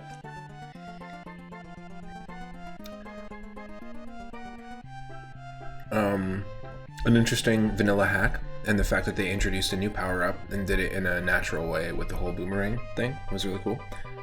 I would have probably opted to create a colorful suit for the boomerang Mario, but this came out in 2009? Cool, this is neat. We'll keep playing.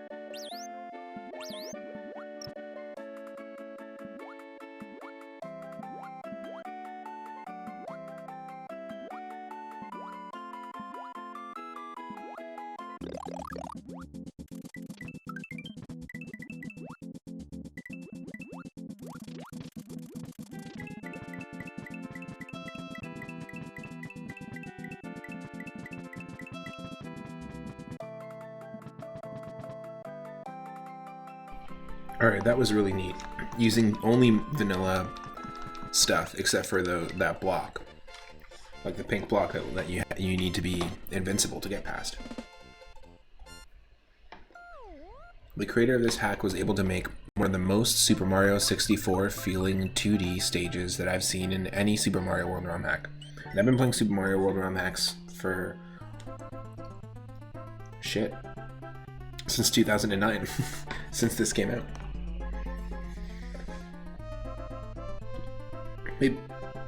Maybe even 2008, 2007.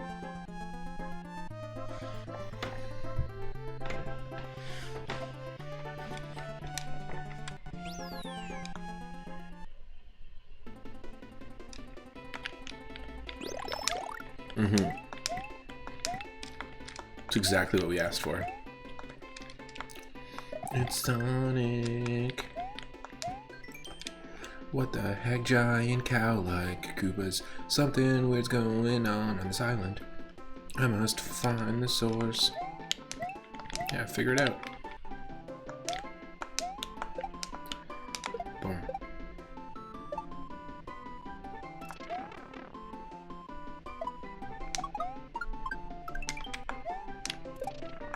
Yes. Land on the mole. Don't fall down a hole.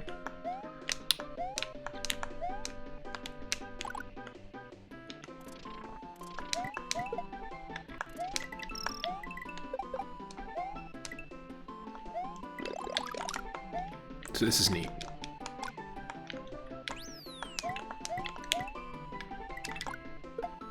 You can have two on the screen at once.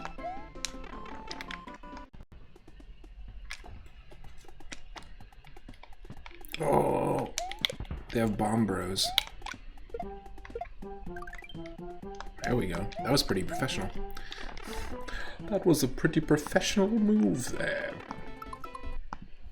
If I do say so myself. Oh, get out of here. 1 second with the lag. I'll pick it up in just a sec. Pick it up, pick it up, pick it up, pick it up.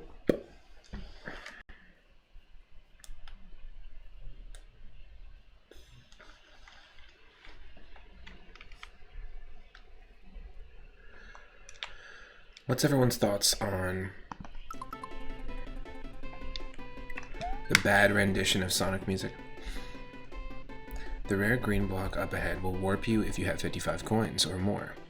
These coins will not be taken away when you warp, however.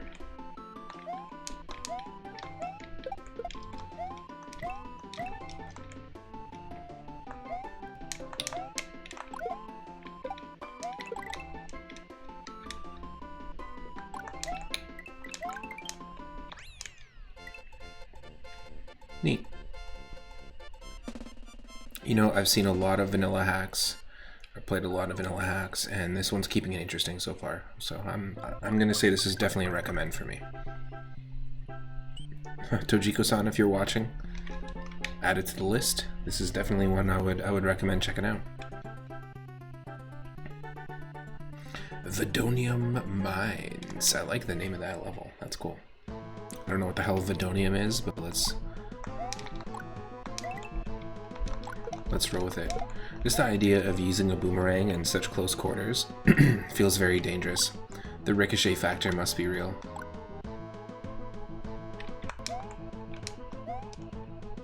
Mario apparently doesn't give a shit.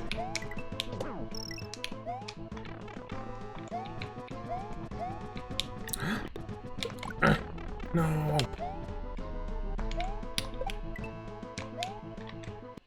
That was a save. Watch out. Vidonium in its pure form is incredibly toxic.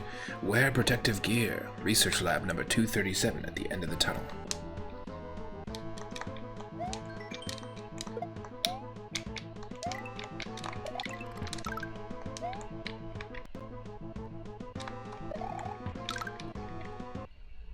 You know what? It works to create that tension.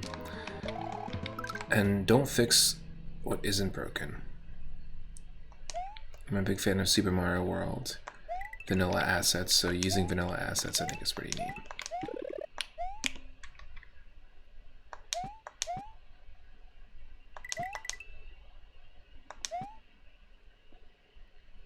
I'm not sure if the music was supposed to glitch out, but usually if the music If the music goes like this in a hack, the sound effects do as well. But the sound effects are working, which leads me to believe that this was meant to have cut out at some point. Ah, shoot. Drop the melon emote if you're one of our subscribers. The watermelon block. It's been helping us out throughout this whole playthrough so far. Shit. Yes, we made it. Okay.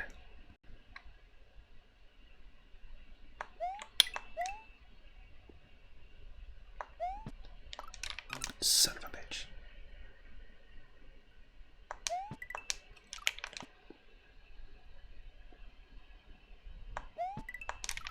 Oh, a little too early.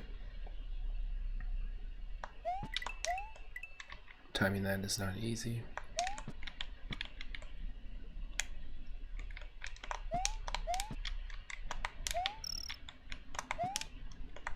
Wow.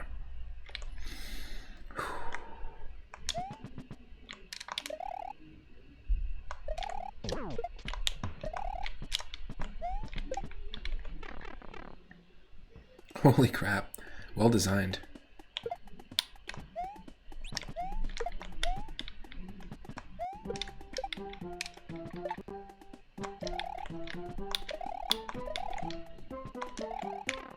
Son of a bitch.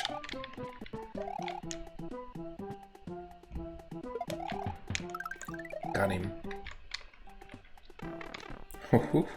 That was good.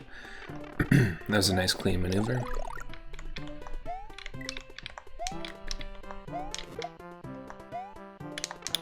God damn. Ah, what a waste of a mushroom. If we're gonna get a mushroom, we might as well hold on to it. Speaking of mushroom, drop that mushroom emote if you got it as well. Drop that mushroom, dude.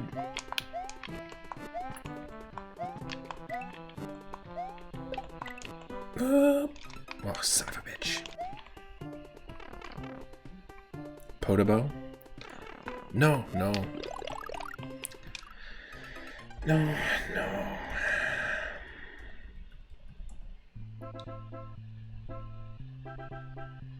no.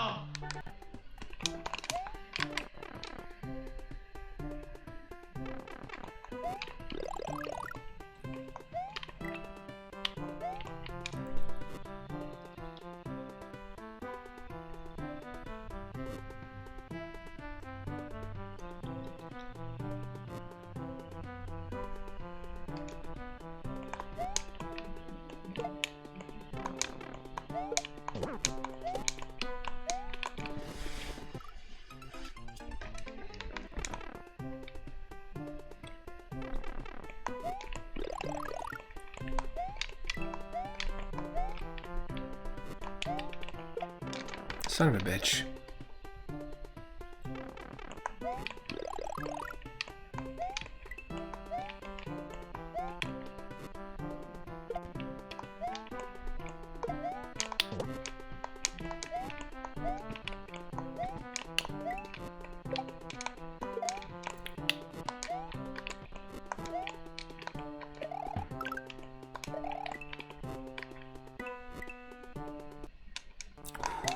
Oh, come on, no. Just pressing the wrong button. That's awful.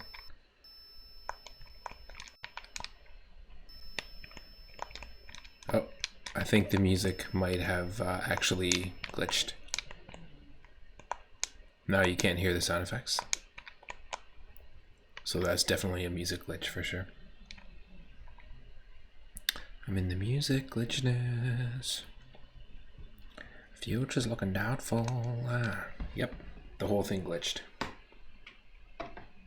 The whole thing glitched, and I think that means that we're gonna spin the wheel at this point. But you know what? If you can find a version of that works, and you can find a reliable version of that, the Forgotten Island, Super Mario World ROM hack from 2009, very, very cool start.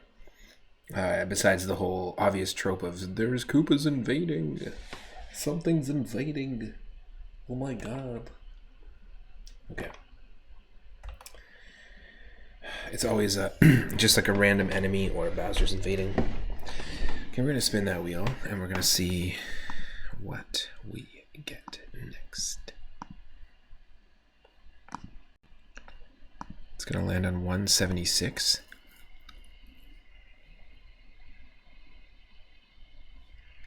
And 176 is...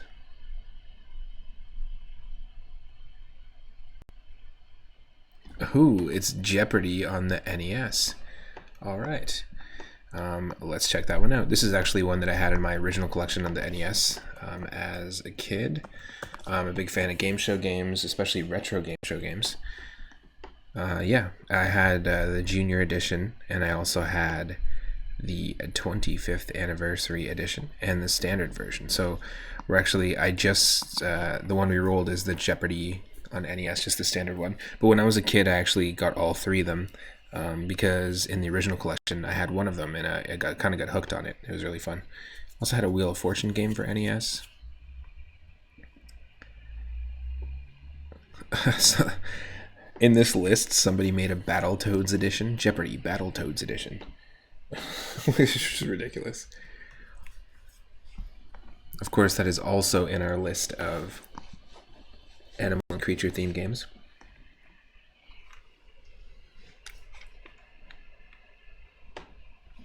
I made some chamomile vanilla honey tea.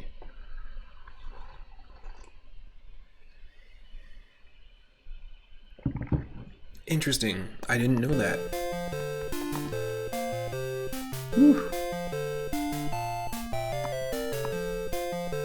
Hopefully it's not too loud. If you're wearing headphones, I'm sorry if it's loud. Nope, not too bad. I did not know that this was made by Rare. Rare. It's made by my favorite game company, Rare. They made Donkey Kong and Banjo-Kazooie. They got Bird by Microsoft.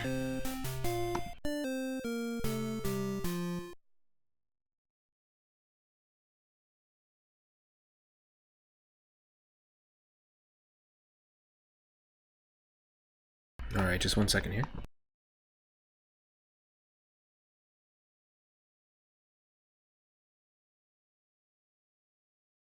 I think we've played the Sega Genesis version of Jeopardy before as part of this series.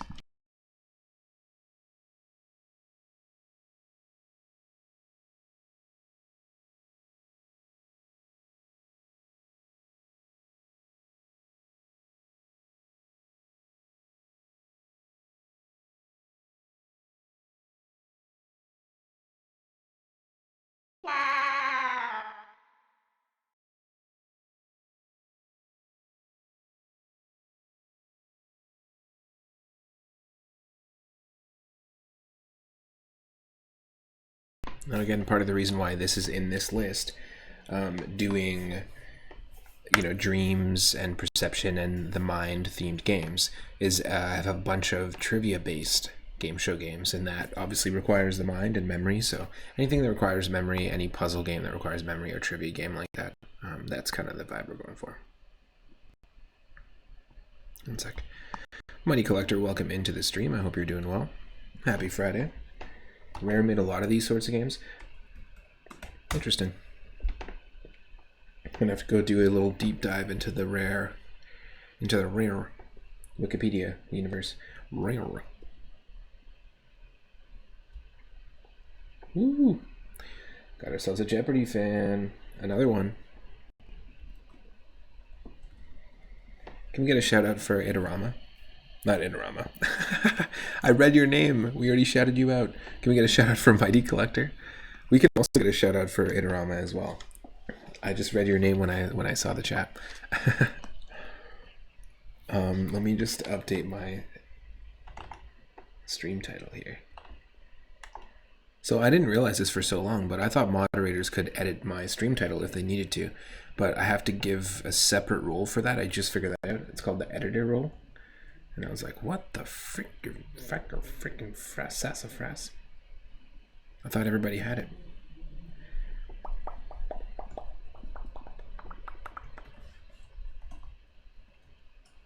Yes. Okay, cool. Done. Done. And freak out. I'm gonna go to, I grew up with this one. And I also grew up with the 25th anniversary edition, like I said, and the junior edition. So I might know some of these questions, but it's, it's pretty dated considering the year. Versus the computer, yes. What's your name?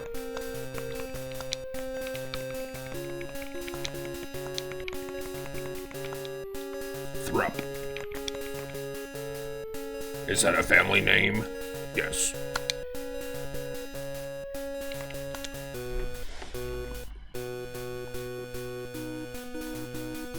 Oh, I'm liking that the portraits remind me of, I used to have Micro Machines as well, which is a really interesting Codemasters game, and the racers in the NES Micro Machines look totally like these characters here.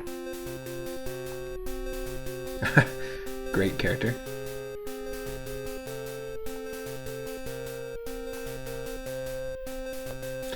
So many options, what do we do now? We're hitting the recolors, what do we do?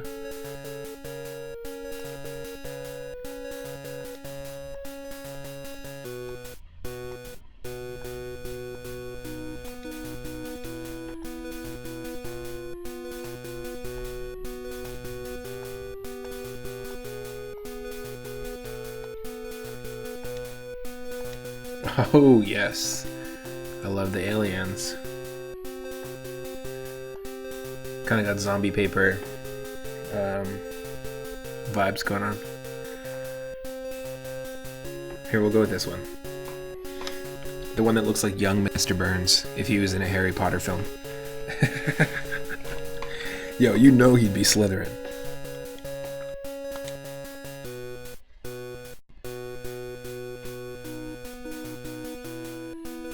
Joan and Jean, his parents. Welcome to Family Jeopardy, where it's you versus your mom and your dad on Jeopardy.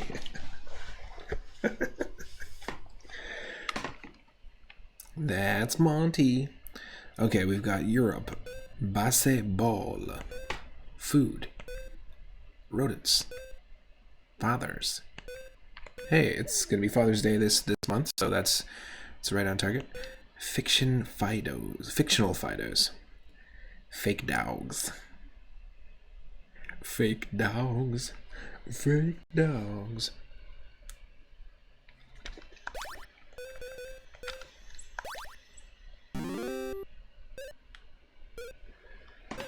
In Greek mythology, this three-headed dog guarded the entrance to the underworld.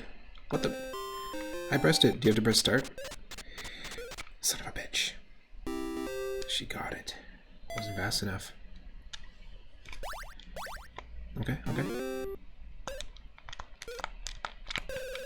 Whew. Oh, it's the D-pad. You gotta press up on the D-pad. Dorothy's canine companion from Kansas. I believe the answer is Odie.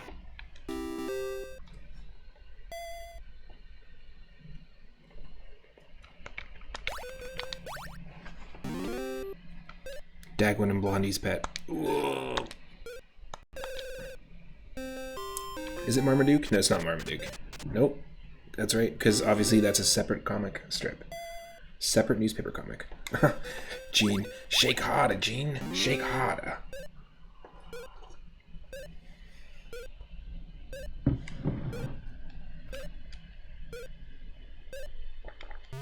What? That's relish? Relish is not just used to disguise the taste of hot dogs. Anti-relish council over here. For a right-handed batter, oh, Jesus Christ. What is left? Shake harder, Gene. Shake harder. A sweet nickname a chorus girl might call her rich benefactor. Daddy Warbucks? Sugar Daddy Warbucks? That's gotta be. Somebody's already used that name before. Sugar Daddy Warbucks. The color of the stitching on a Major League Baseball. Oh, son of a... We're so slow.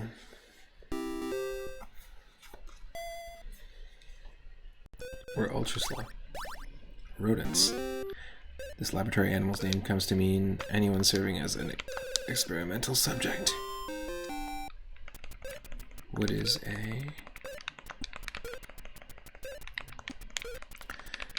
a Guinea pig? From Papua New Guinea.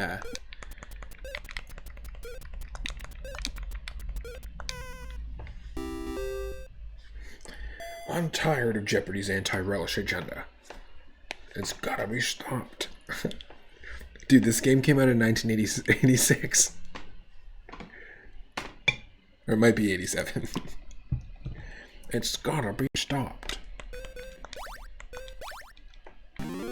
So good. Nick and Nora, Charles's terrier, and the thin man. I don't know, the thin dog? I'm trying. Oh, my good friend's named Asta. Superboy's Super Booch. I believe it's Super Dog. It's definitely not Super Dog.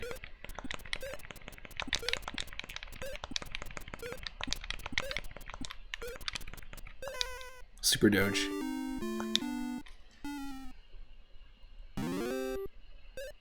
Oh, sorry. Damn it. It's Bark Kent, obviously. Oh no, sorry, Gene, you're right. It's Ray. That's amazing.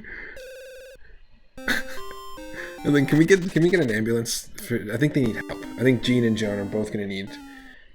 We're gonna cut to a commercial break here. Let's get the paramedics in and make sure that they're okay.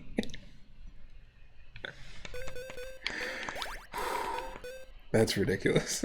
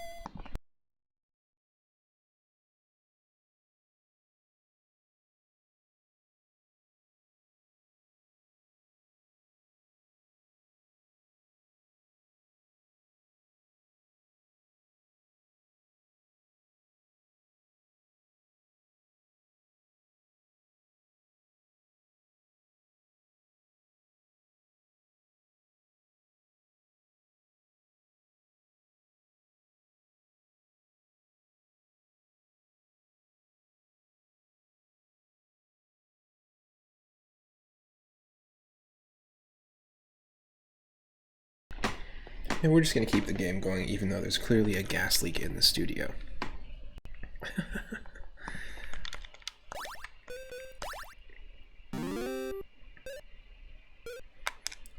Most widely used herb.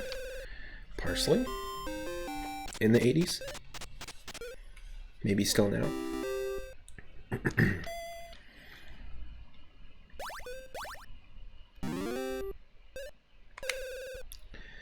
Cherry and beefsteak are two kinds of Pokemon. Right? Because the cherry type Pokemon is we've got Cherubi and Cherim. And then the beefsteak type Pokemon we've got Tauros. Oh! Lord Loki's coming in with that raid. Welcome in, Lord Loki. Thank you so much for the raid. I really appreciate it.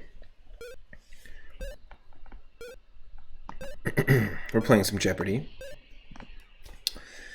I'm just going to pause it.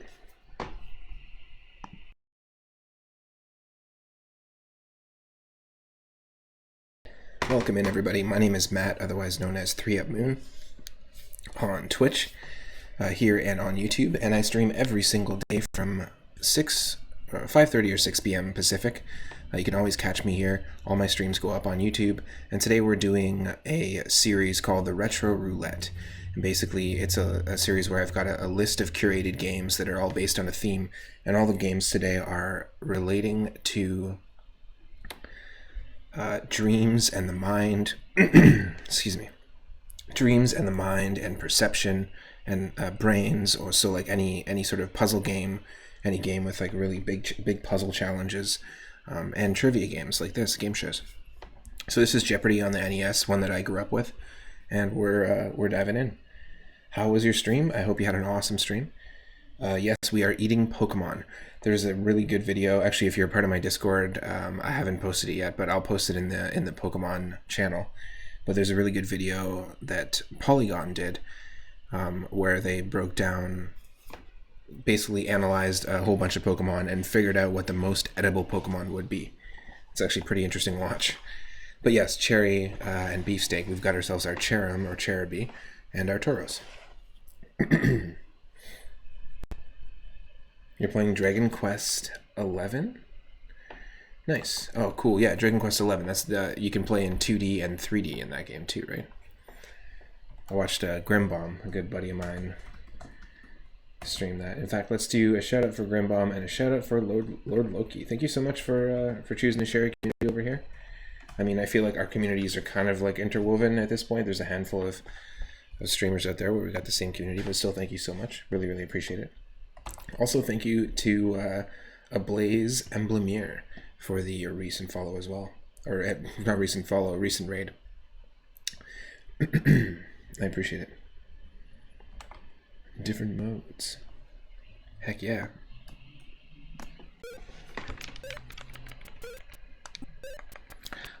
What are maters? Alex, it's what are maters, I think? They're thinking about those maters. Well done, young Monty Burns. They'll want you back at Hogwarts soon.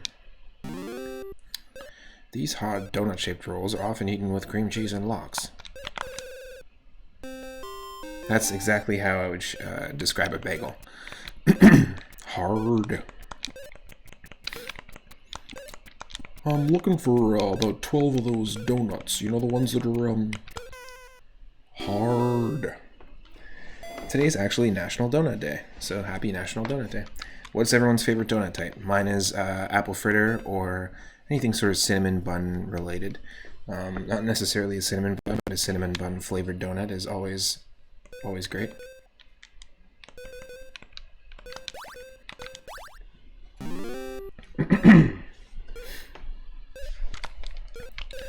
The second largest rodent, it's the beaver. I can't, as a Canadian, get this one wrong.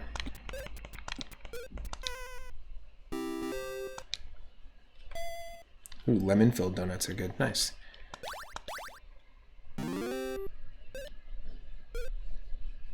These flying rodents actually just climb and glide.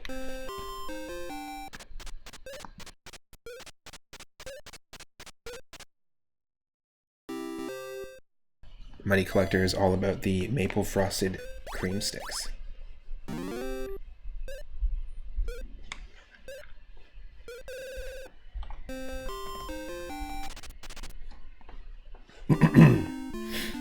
Uh-oh. Gene is inhaling a little too much of the gas.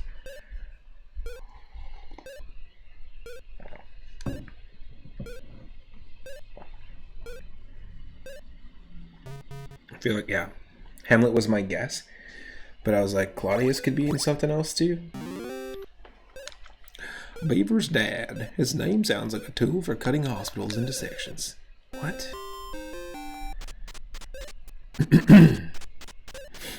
Oh my god, Ward Cleaver. That's ridiculous.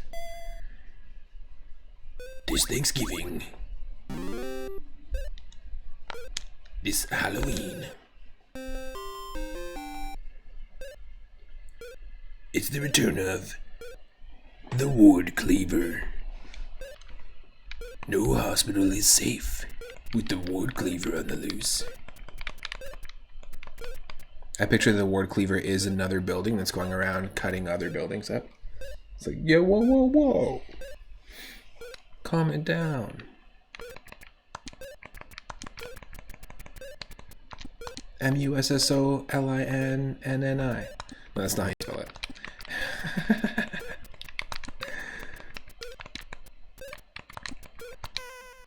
Ding, ding, ding.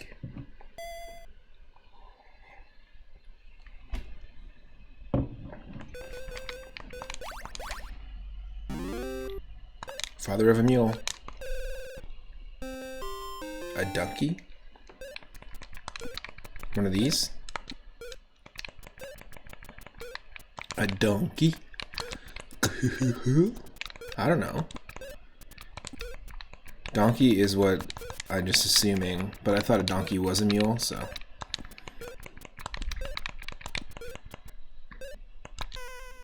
The fuck do I know? A donkey is apparently the dad of a mule.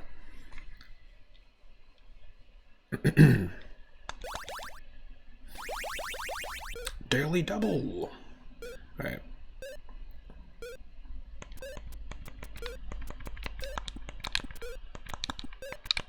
Yeah, we're going all in. Oh, fuck. I have no idea who the hell G.K. Chesterton is.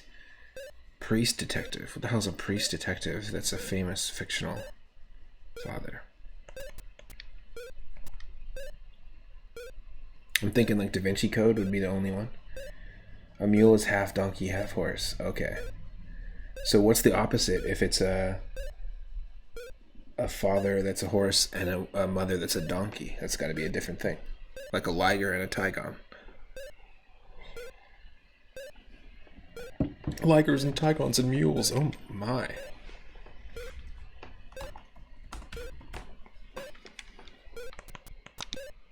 Who is Q? Oh my! This is one wild situation! Father Brown, he's a clown, he's Father Brown, he's a clown. Rodents. The sleepy rodent was a guest at Lewis Carroll's Mantle.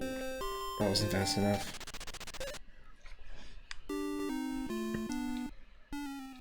It's a dormouse. Right? Isn't it the dormouse?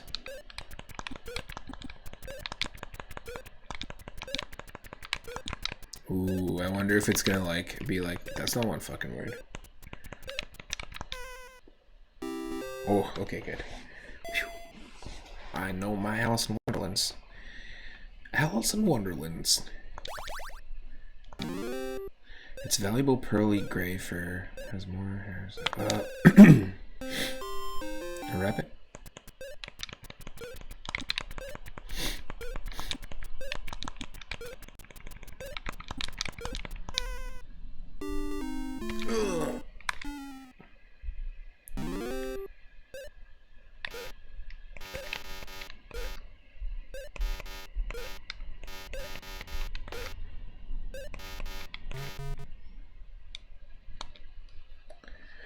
Chinchilla. Chinchilla. Divided city with... Oh, damn you, Gene. Shake harder, Gene. Lord Loki is becoming Lord Lurky. Transforming. You're gonna lurk and make some pasta. You need some food? I totally get that.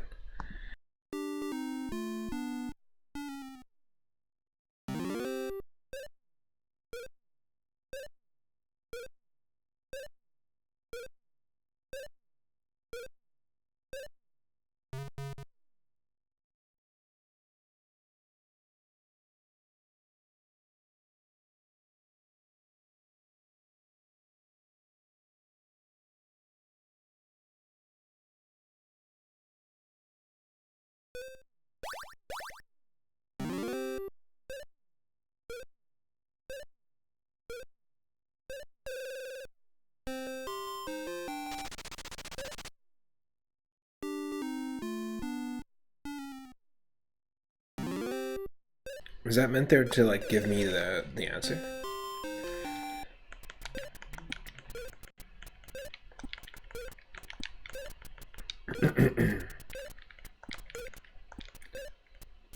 Cardinals. Cardinals.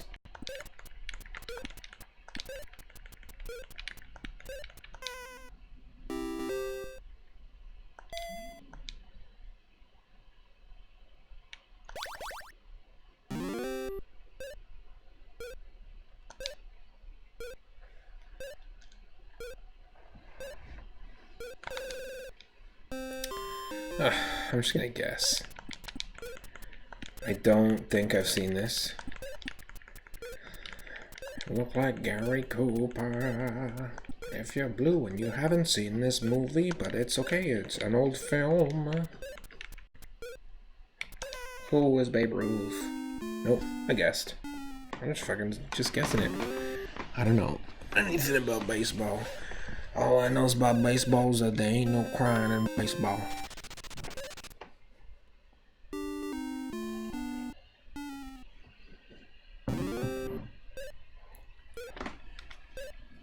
Tony Stark. This New York Yankee Iron Man.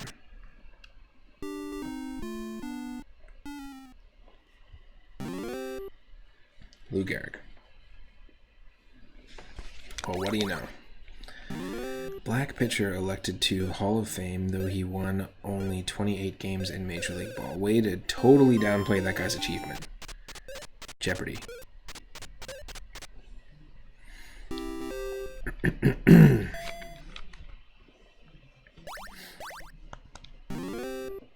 The World Banking Center, which is composed of 22 cantons.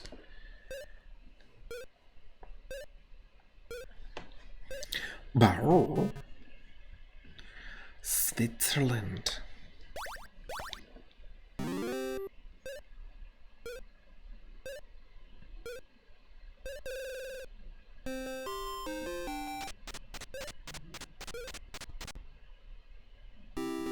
That's so boring.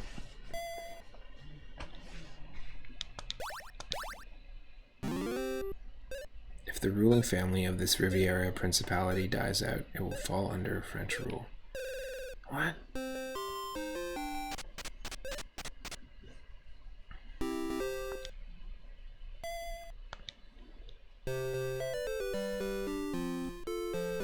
Let's play Double Jeopardy. The 50s. Grand places. Not really grand though. Just like air quotes grand. The Irish. Fish. Tennis, anyone? Nuts to you. Phrase describing the hardcore or the nitty-gritty of a situation. Ah, shit.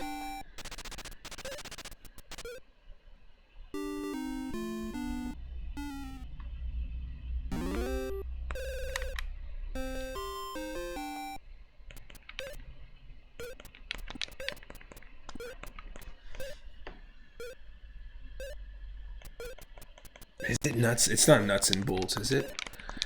No, that's stupid. That's dumb.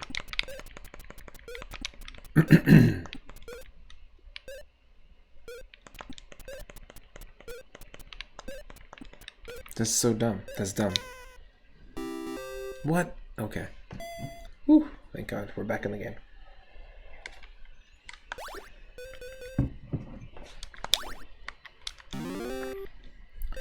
In a popular Christmas song, these nuts have a hot time.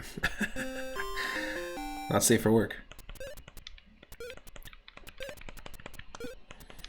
These nuts are roasting on an open fire.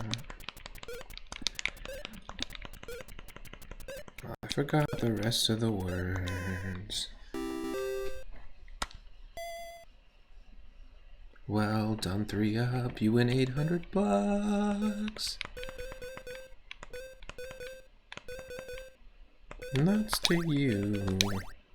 3-up.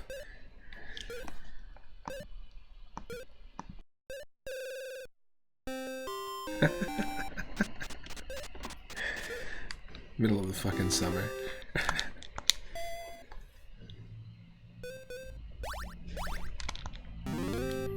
Two varieties of it, a thresher and hammerhead. What? Damn it. My controller. I had to plug it in. Sorry, 1 second, I'm just gonna plug it in. It died just in that moment.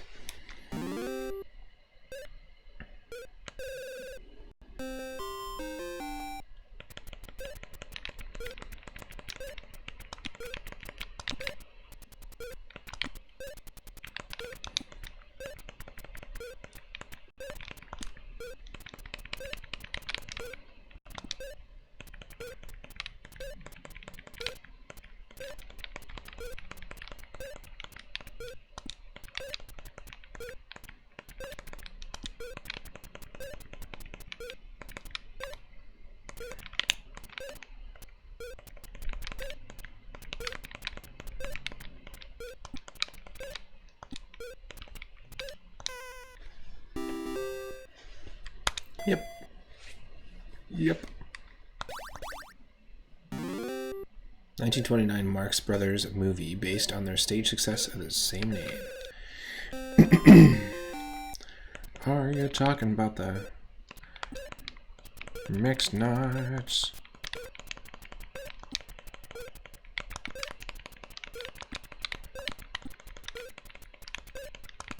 Maybe I'm wrong.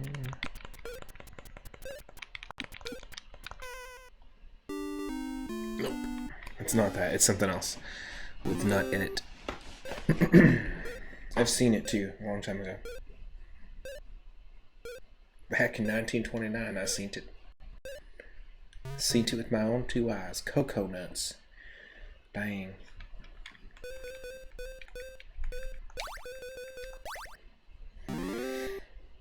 Tallest of all dogs.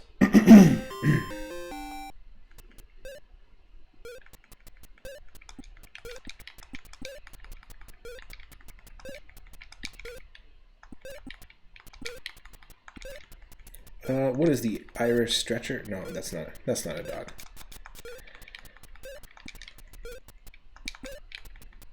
This doesn't seem right as an answer, but Great Dane? Didn't think that was Irish.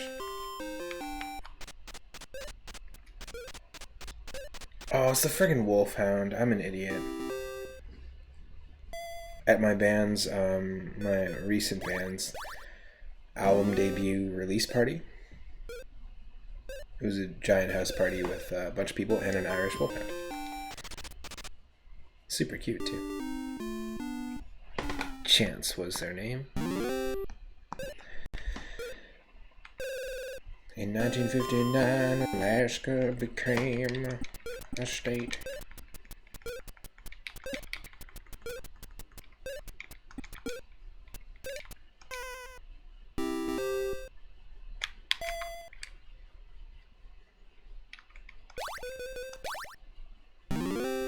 His husband and wife were convicted of treason in 1951.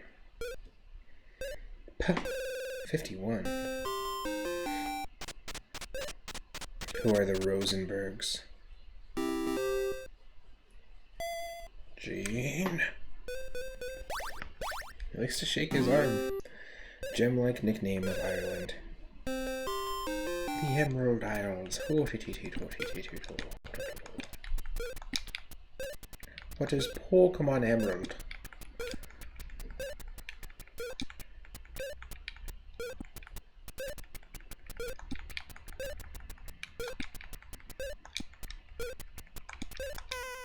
Otherwise known as Treasure Ireland.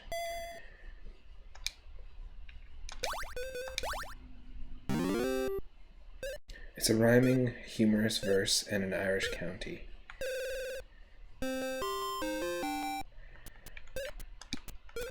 think you're talking about a limerick. Think you're talking about a limerick.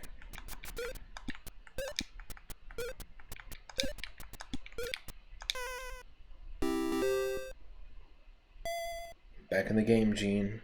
You back off, Gene. In the state of Washington, it holds back FDR Lake. I don't know. What's holding back a lake?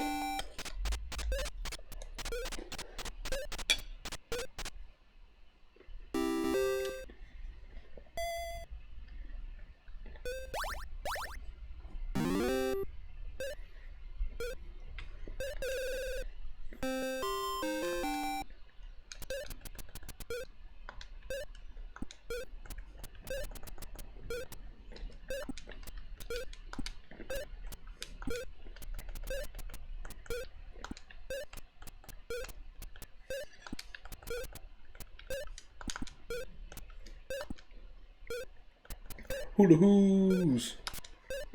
And what you gonna do? Hula hoos!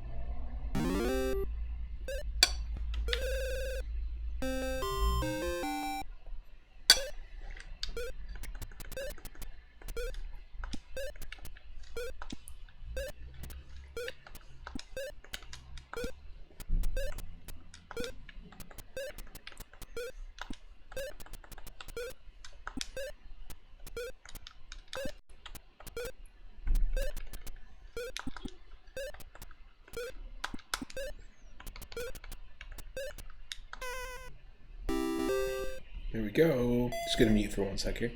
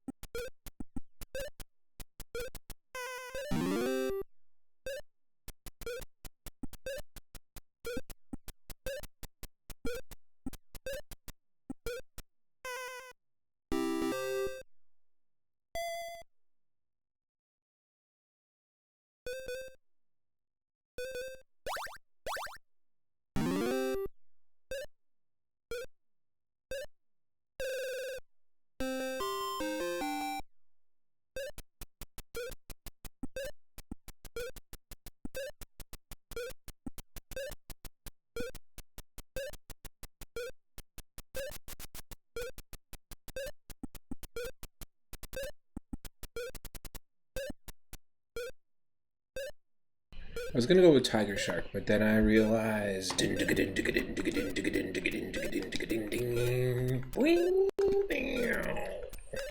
Barracuda.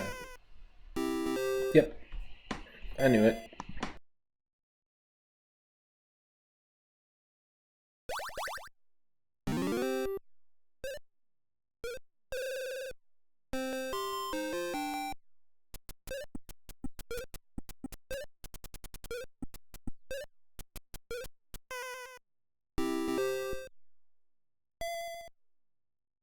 Okay, what's that, Gene? Gene, you got something to say?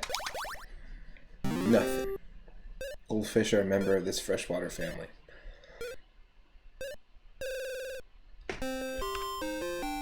Wow, Barracuda.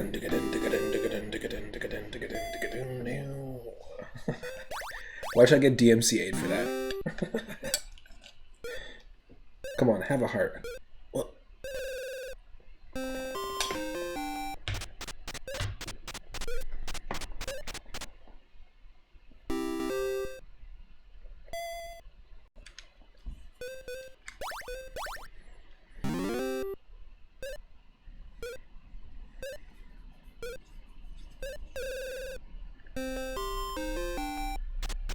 Who is Waluigi?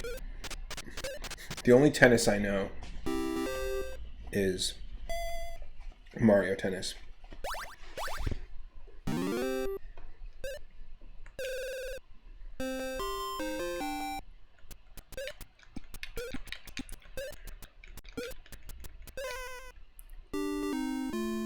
don't know.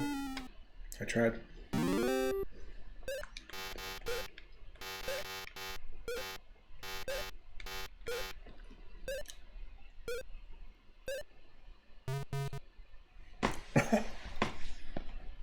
Hey, it was a good guess. I should have just guessed a different material.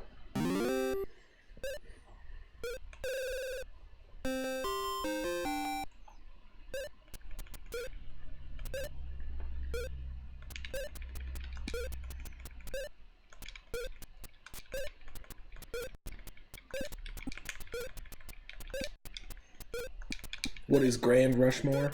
Is it the Grand Rushmore of Liberty? Is that what you're talking about?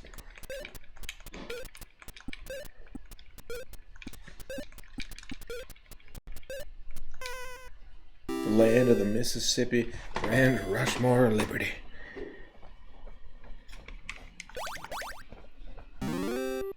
Most famous waterway in Venice, Italy. Ooh. Just Grand Canal? Really? No way. Sons of bitches. It's in the back of my head. Okay. Oh, Gene is going for a daily double. God. What is Flushing Meadows? I can only think of The Simpsons when I think of Flushing Meadow. When Bart burns his Christmas tree down.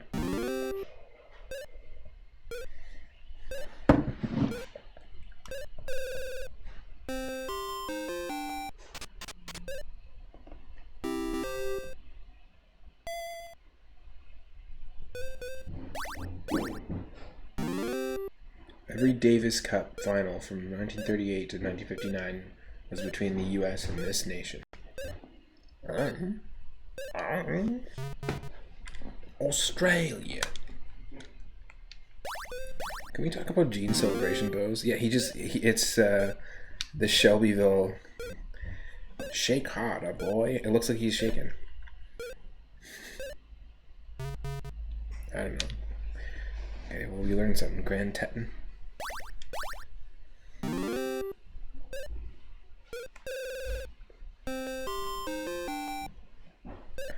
Ugh. It's not Grand Prairie. I just have Grand Prairie in my head because I'm Canadian.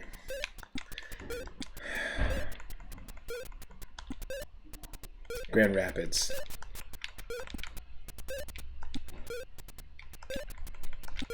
Grand Prairie is a Canadian place.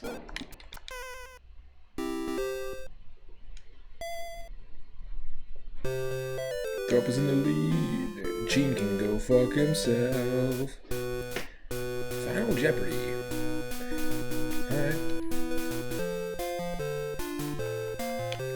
How much you want to wager, buddy?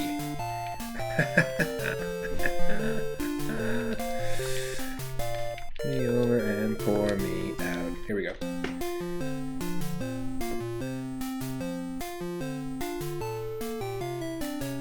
On the safe bet, with only half. Joe knows how to play. Gene just is copying Joe. Fuck Gene.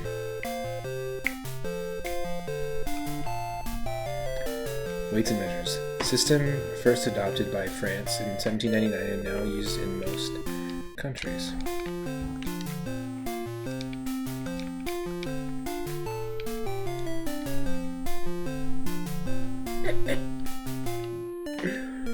Should I do it?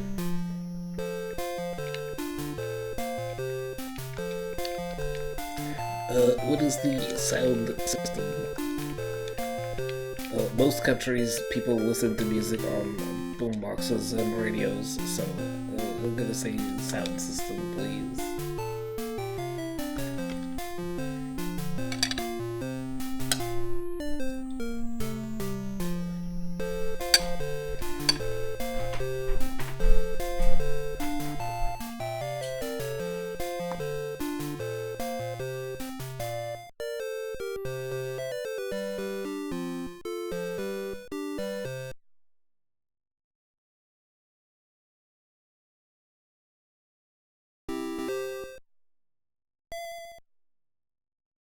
Look at that, 11,000.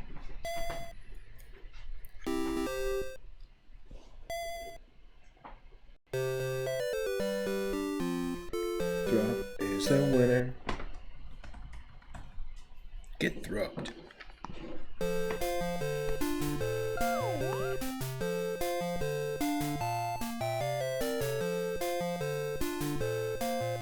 Okay, I think we're gonna play. Let's do one more. Let's do one more round because it's actually pretty fun.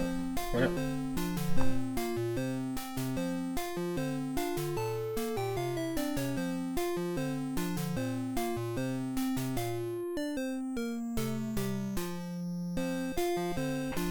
Used in most countries, but because America is stubborn, not all countries.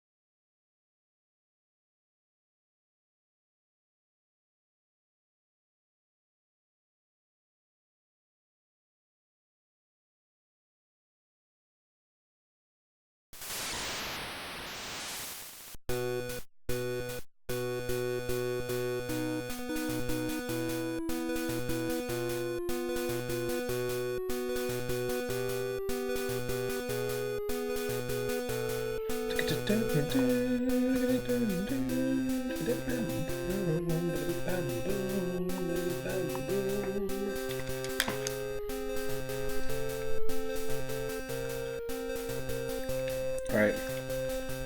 We're gonna be a different character. We're gonna call ourselves Beepus. Like a fresh, tall, hot can of Beepus.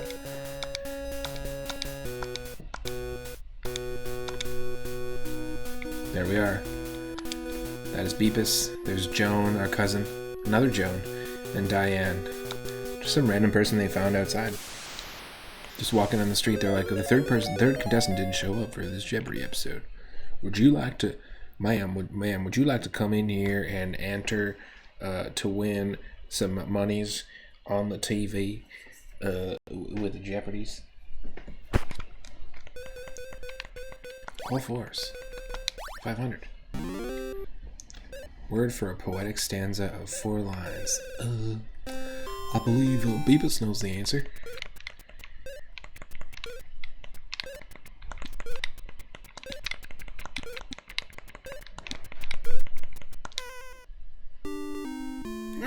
Beepus! Beepus!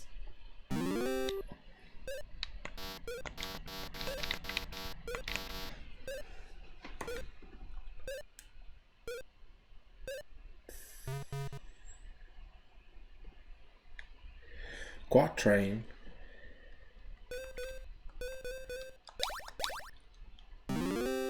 The neighbors you always feel obliged to keep up with. I believe it's the Kardashians.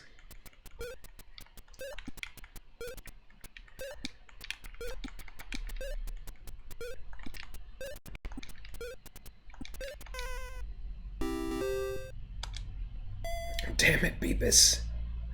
You're screwing things up for everybody. We owe its discovery to 1668.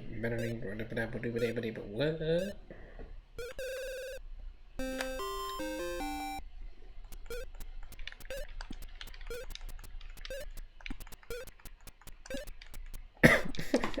This is not the right answer at all. Oh, it is the right answer. Well, don't touch yourself, folks.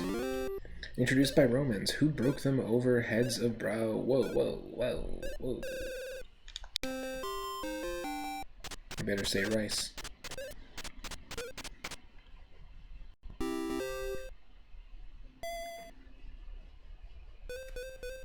Interesting. Caesar's friend and betrayer.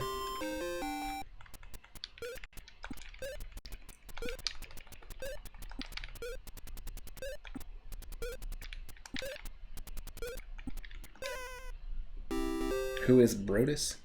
I've always wanted to find a place for rent next to or across the street from an operating Little Caesars in a town somewhere, and then do like a rip-off like logo, like maybe change the tint of orange just slightly, but do like a rip-off sign and branding in your pizza store that you open and call it Little Brutus's, just to watch the owner of the Little Caesars sweat.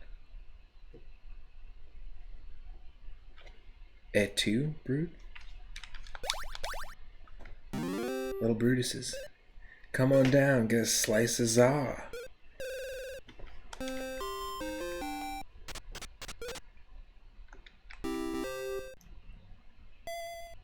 You don't got time? Just walk in. You can just reach your hand in there and get a warm and finished pre-made pizza for $4 instead of going over across the street to Little Caesars for a hot and ready pizza. That's...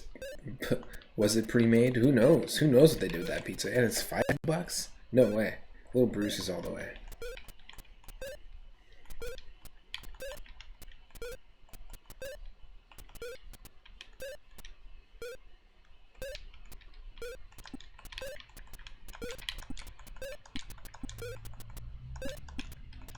Sure. Beepus!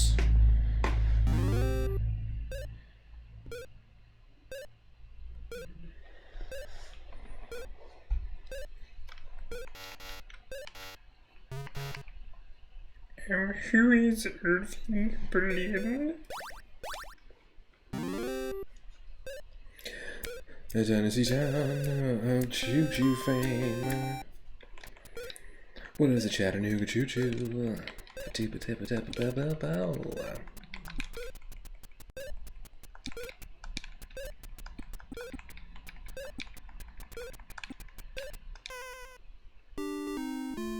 What did I just spell it wrong?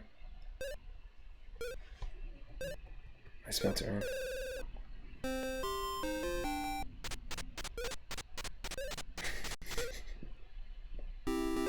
I spelled it wrong, I just missed a T. Damn. I was right though. Card game for which 3 players always seem in need of a 4th. Oh god, what do I even know?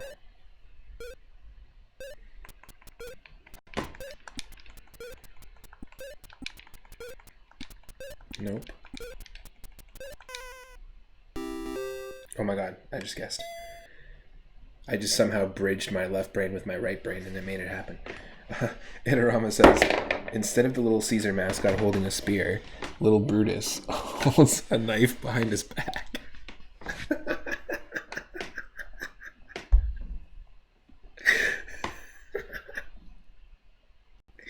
Oh Oh my god, that needs to happen. That needs to happen now, just even for the joke. It's like the Kirby Enthusiasm thing where he makes his like latte Larrys next to Mocha Joe's.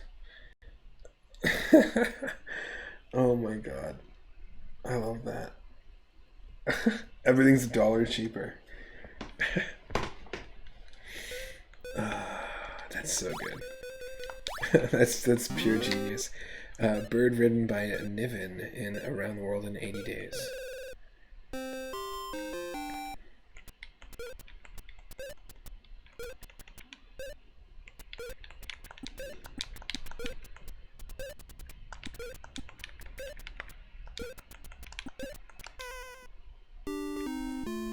Beepus? Beepus is way worse than Thrup, that's all I'm going to say. Thrup won. Beepus is not winning today. Not in this round.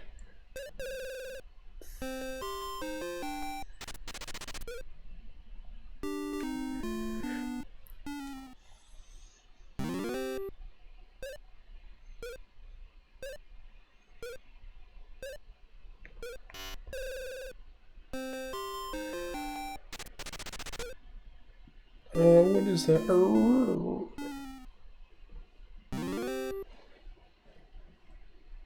Ostrich. In Music Man, Harold Hale sings a tribute to this, his Indiana hometown.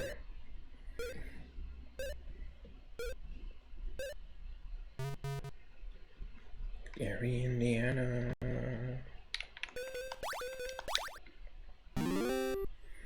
Brass instrument named after patriotic composer called the March King.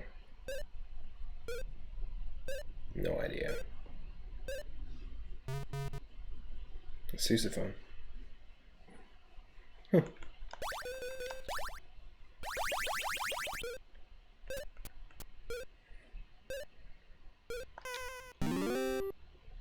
Austrian prodigy who at age 14 could write whole symphonic scores from memory.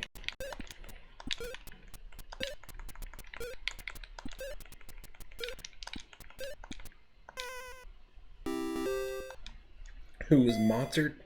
The guy who made that cheese, the mozzarella cheese on the pizza? He's only 14 when he made that cheese and when he wrote that music. That's crazy. That's an accomplishment, mozzarella. That there is.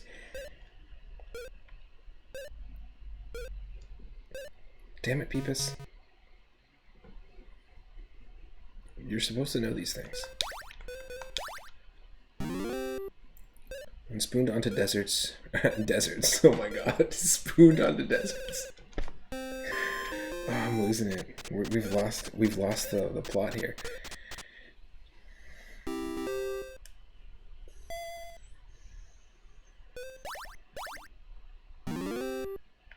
Famous cheese maker.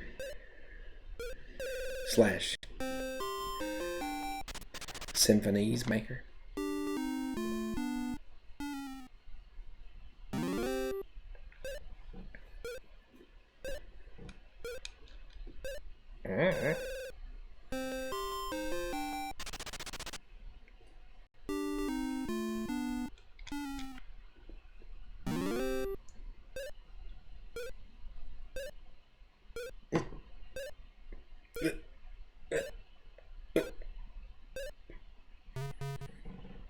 Denver.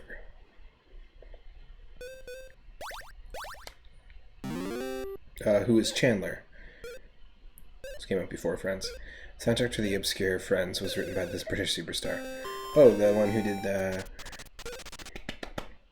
I'm pretty sure the song was written by a British superstar.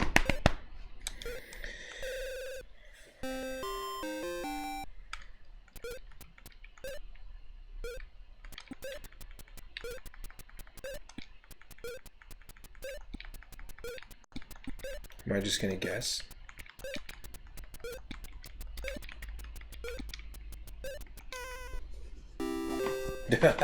I'm not even guessing. I worked in a record store for 7 years, and I actually sold that soundtrack like 4 times. That's not a good track record. 4 times in 7 years.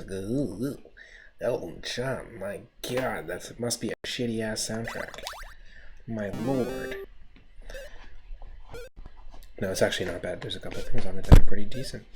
I listened to it. Gunslinger played by Alan Ladd, who be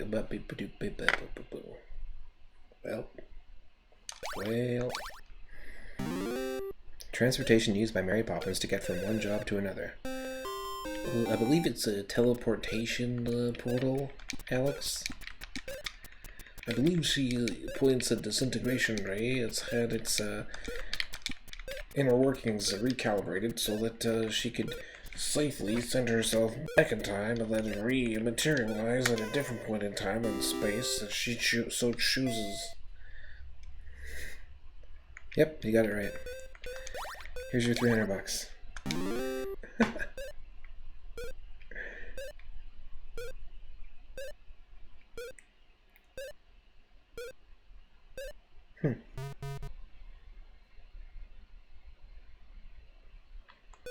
La-di-da. An atypical plant of the genus Trifolium. Clover. Yeah, it was a 4-leaf eat. You might have given it away, Joan. You might have given it away.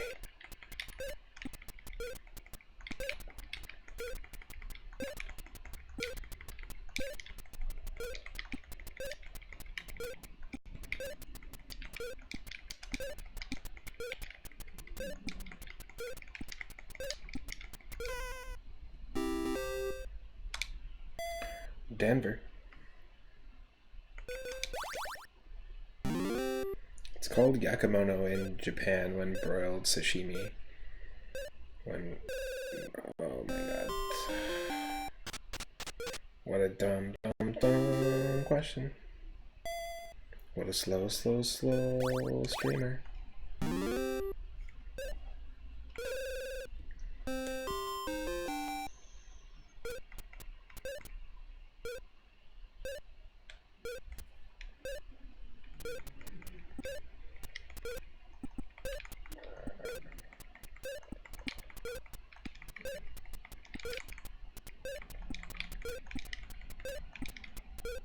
Just goes to show you how much you know about baseball.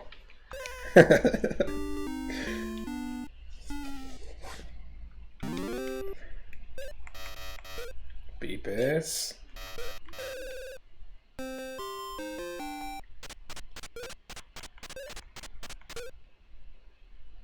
Pretty sure I was right. It's a glitch. Friends said he was initially repulsed by George Sand, finding her dumpy. Who cares?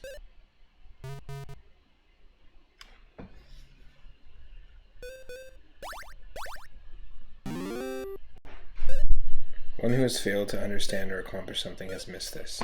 I get around. Is the answer Beach Boy?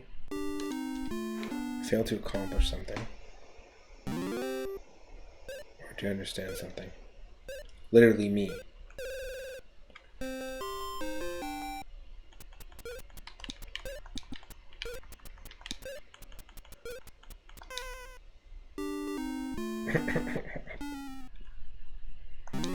Beepus.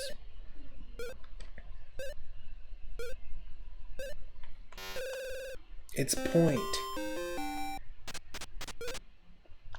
Oh, they missed the boat because it's get around. I gotcha. I understand. All fours. This youth club's name stands for head, heart, hands, and health.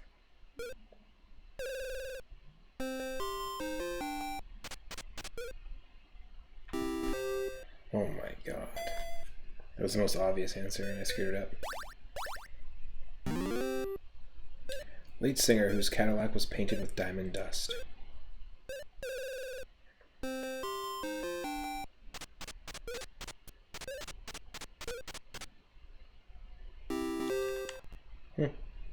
Interesting.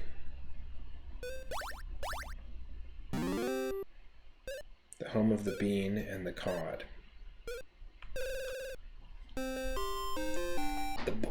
The Boston beans?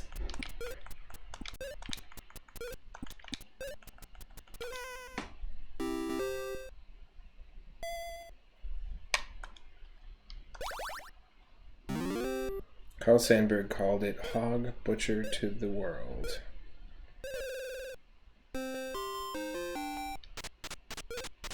Chicago.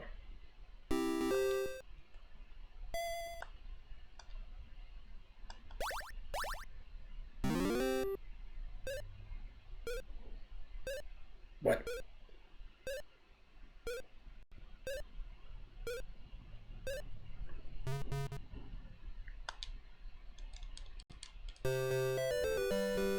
Beepus is in the lead. Starts with D. Threesomes. Trademarks. Oh, Tubby's girlfriend.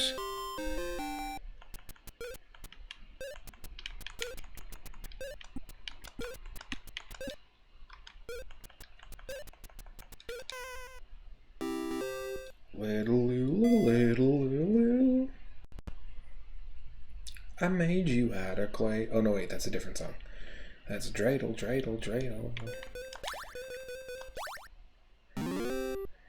Made of snips and snails and puppy dog tails. I believe it's Lil Hitler.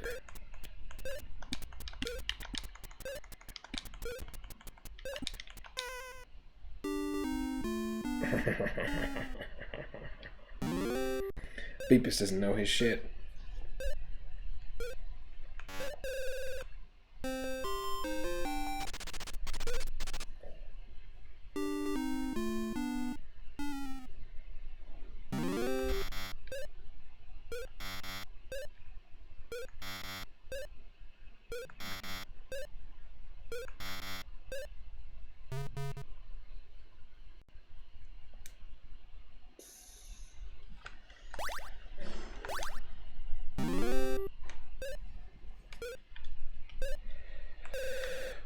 Tutti frutti, a good golly missing Molly.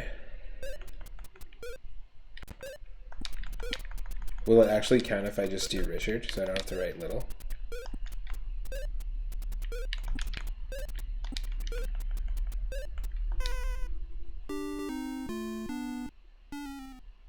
Nope.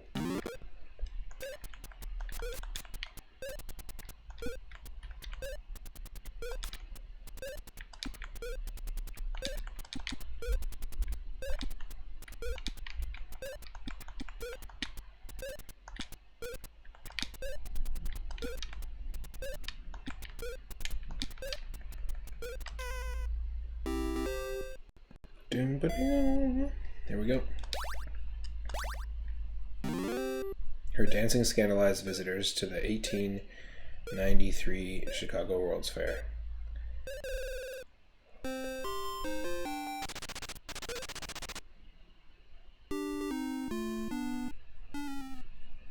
I guess whenever the AI just doesn't know an answer, they just do a bunch of jumbled symbols. Which, by the way, a bunch of those symbols aren't even available when we get to input our answer, so that's not fair. Where's my goddamn question mark and exclamation mark and hashtag / pound sign? Pound sign. Called it a pound sign for so long, and then I had to change it. Richard Bird. Don't know anything about that at all. I don't know nothing about no dick birds.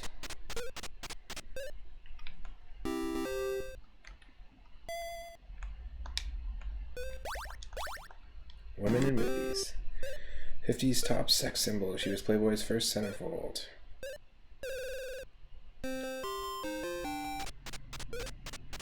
Marilyn Monroe.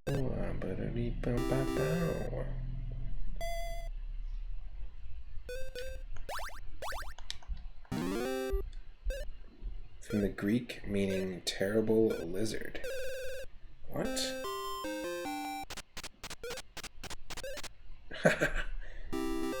Amazing. That's what dinosaur comes from. Interesting.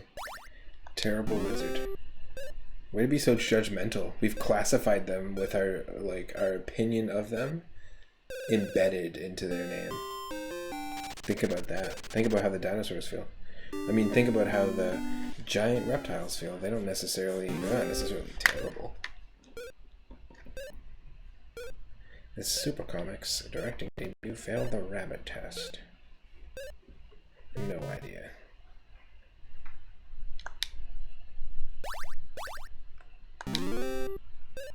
This fruity turbaned Latin was the highest salaried woman in America. Carmen Miranda. Carmen Miranda.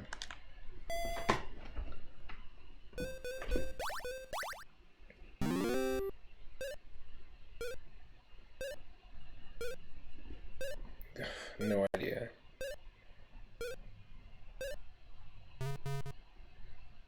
Dude Ranch, I got it. Golfers are admonished to replace these pieces of gouged out turf.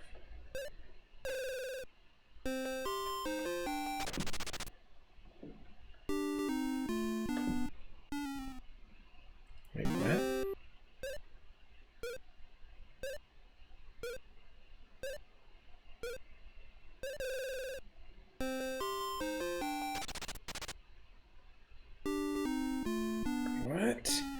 What is this?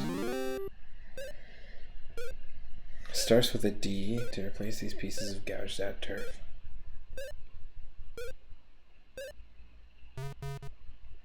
Divots. Divots. Dewey double. Double dribble.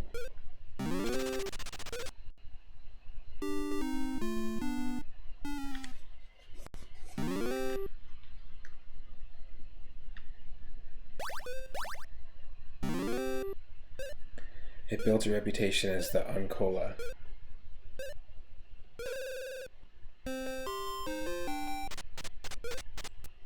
One is 7-Up. How about 3-Up? 3 sums, okay, here we go. 3 words preceding the mouse ran up the clock.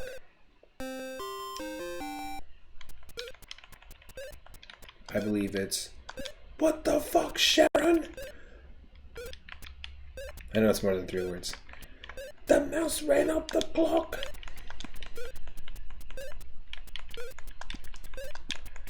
Ozzy, you're hallucinating again. It's a really bad Ozzy impression. Hickory, dickory, dock.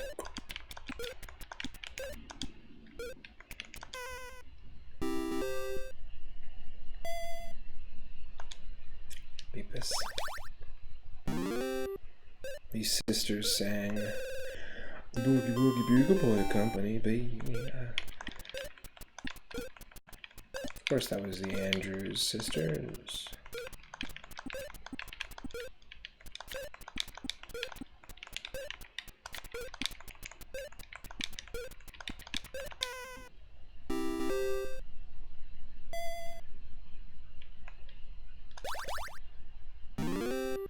Noisy elves at breakfast cereal. Notoriety. Legolas and... No, I'm kidding.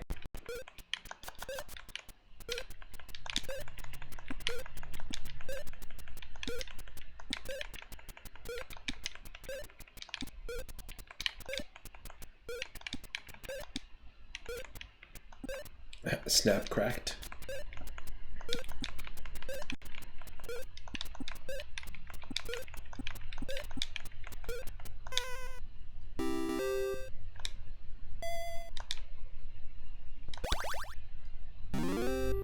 Red, yellow, and blue.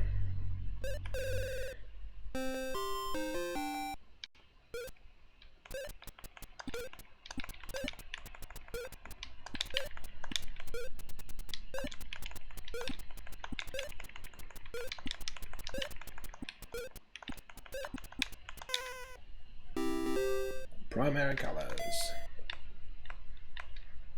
Beavis is making a comeback. Barry, Robin, and Maurice. Ugh. Williams. The BJs, yeah, Gibbs. It's the Gibbs.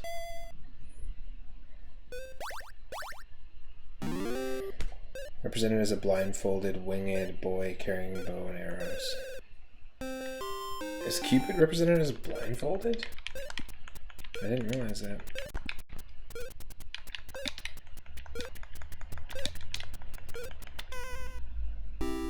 Yeah. The more you know. Metal symbolic of 25th wedding anniversary. Oh, damn it.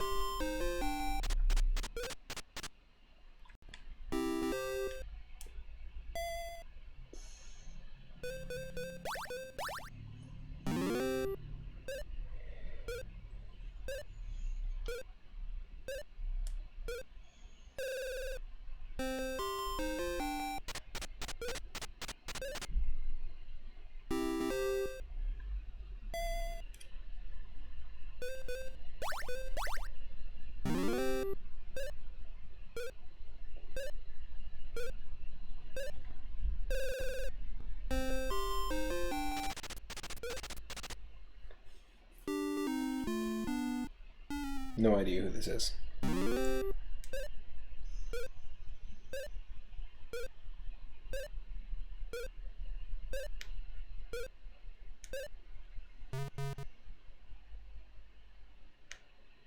Never heard of her.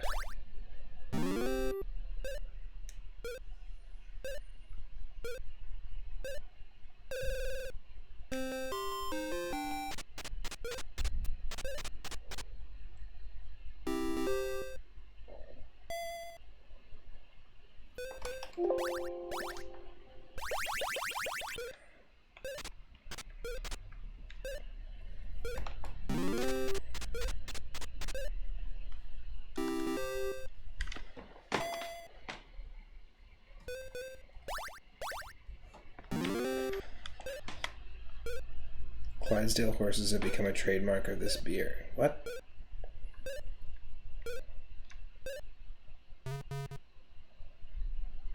Really? Don't you mean frogs? Wise.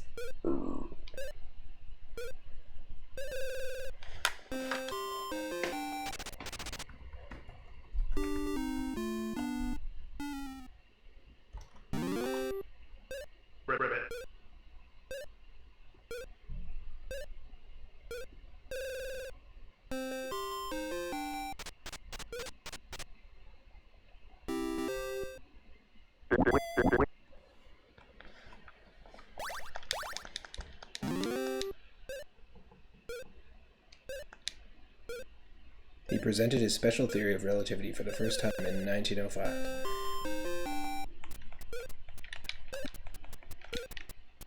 I believe it's Einstein. Wait, what? Einstein? I think his name was Einstein. Yep. You know what they say, trust your instincts.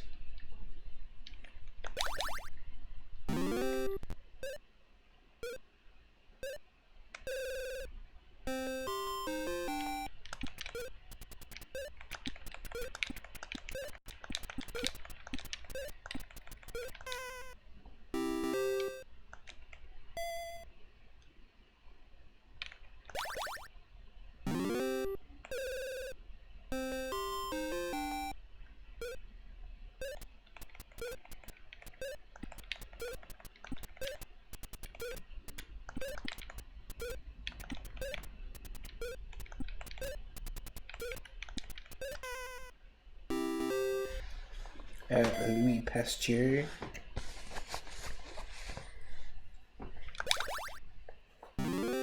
This barrier protecting Earth from sun's ultraviolet rays is said to be harmed by fluorocarbons.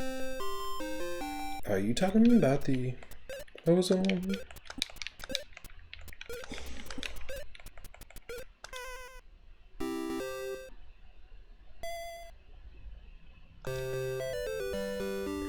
Beepus is in the lead.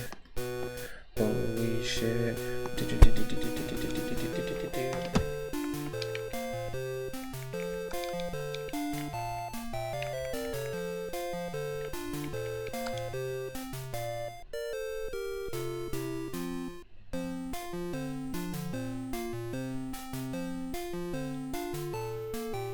Oh, Diane, you have no winnings and cannot take part in Final Jeopardy. sorry. I know we stepped outside and said, like, off the street, we need someone to just fill a spot, but you literally made no money. You just wasted your time, and you can't even have the final fun in the last question here. Oh, shit. What is the address of the White House? I have no idea. It's on the tip of my tongue, and I don't want to Google it. So what I'm gonna say is this. I'm gonna say that the White House is on...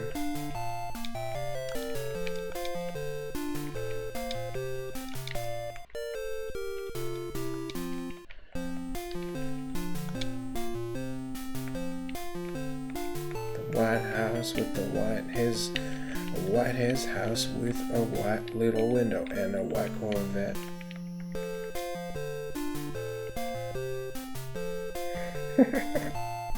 No idea, absolutely no idea what that is.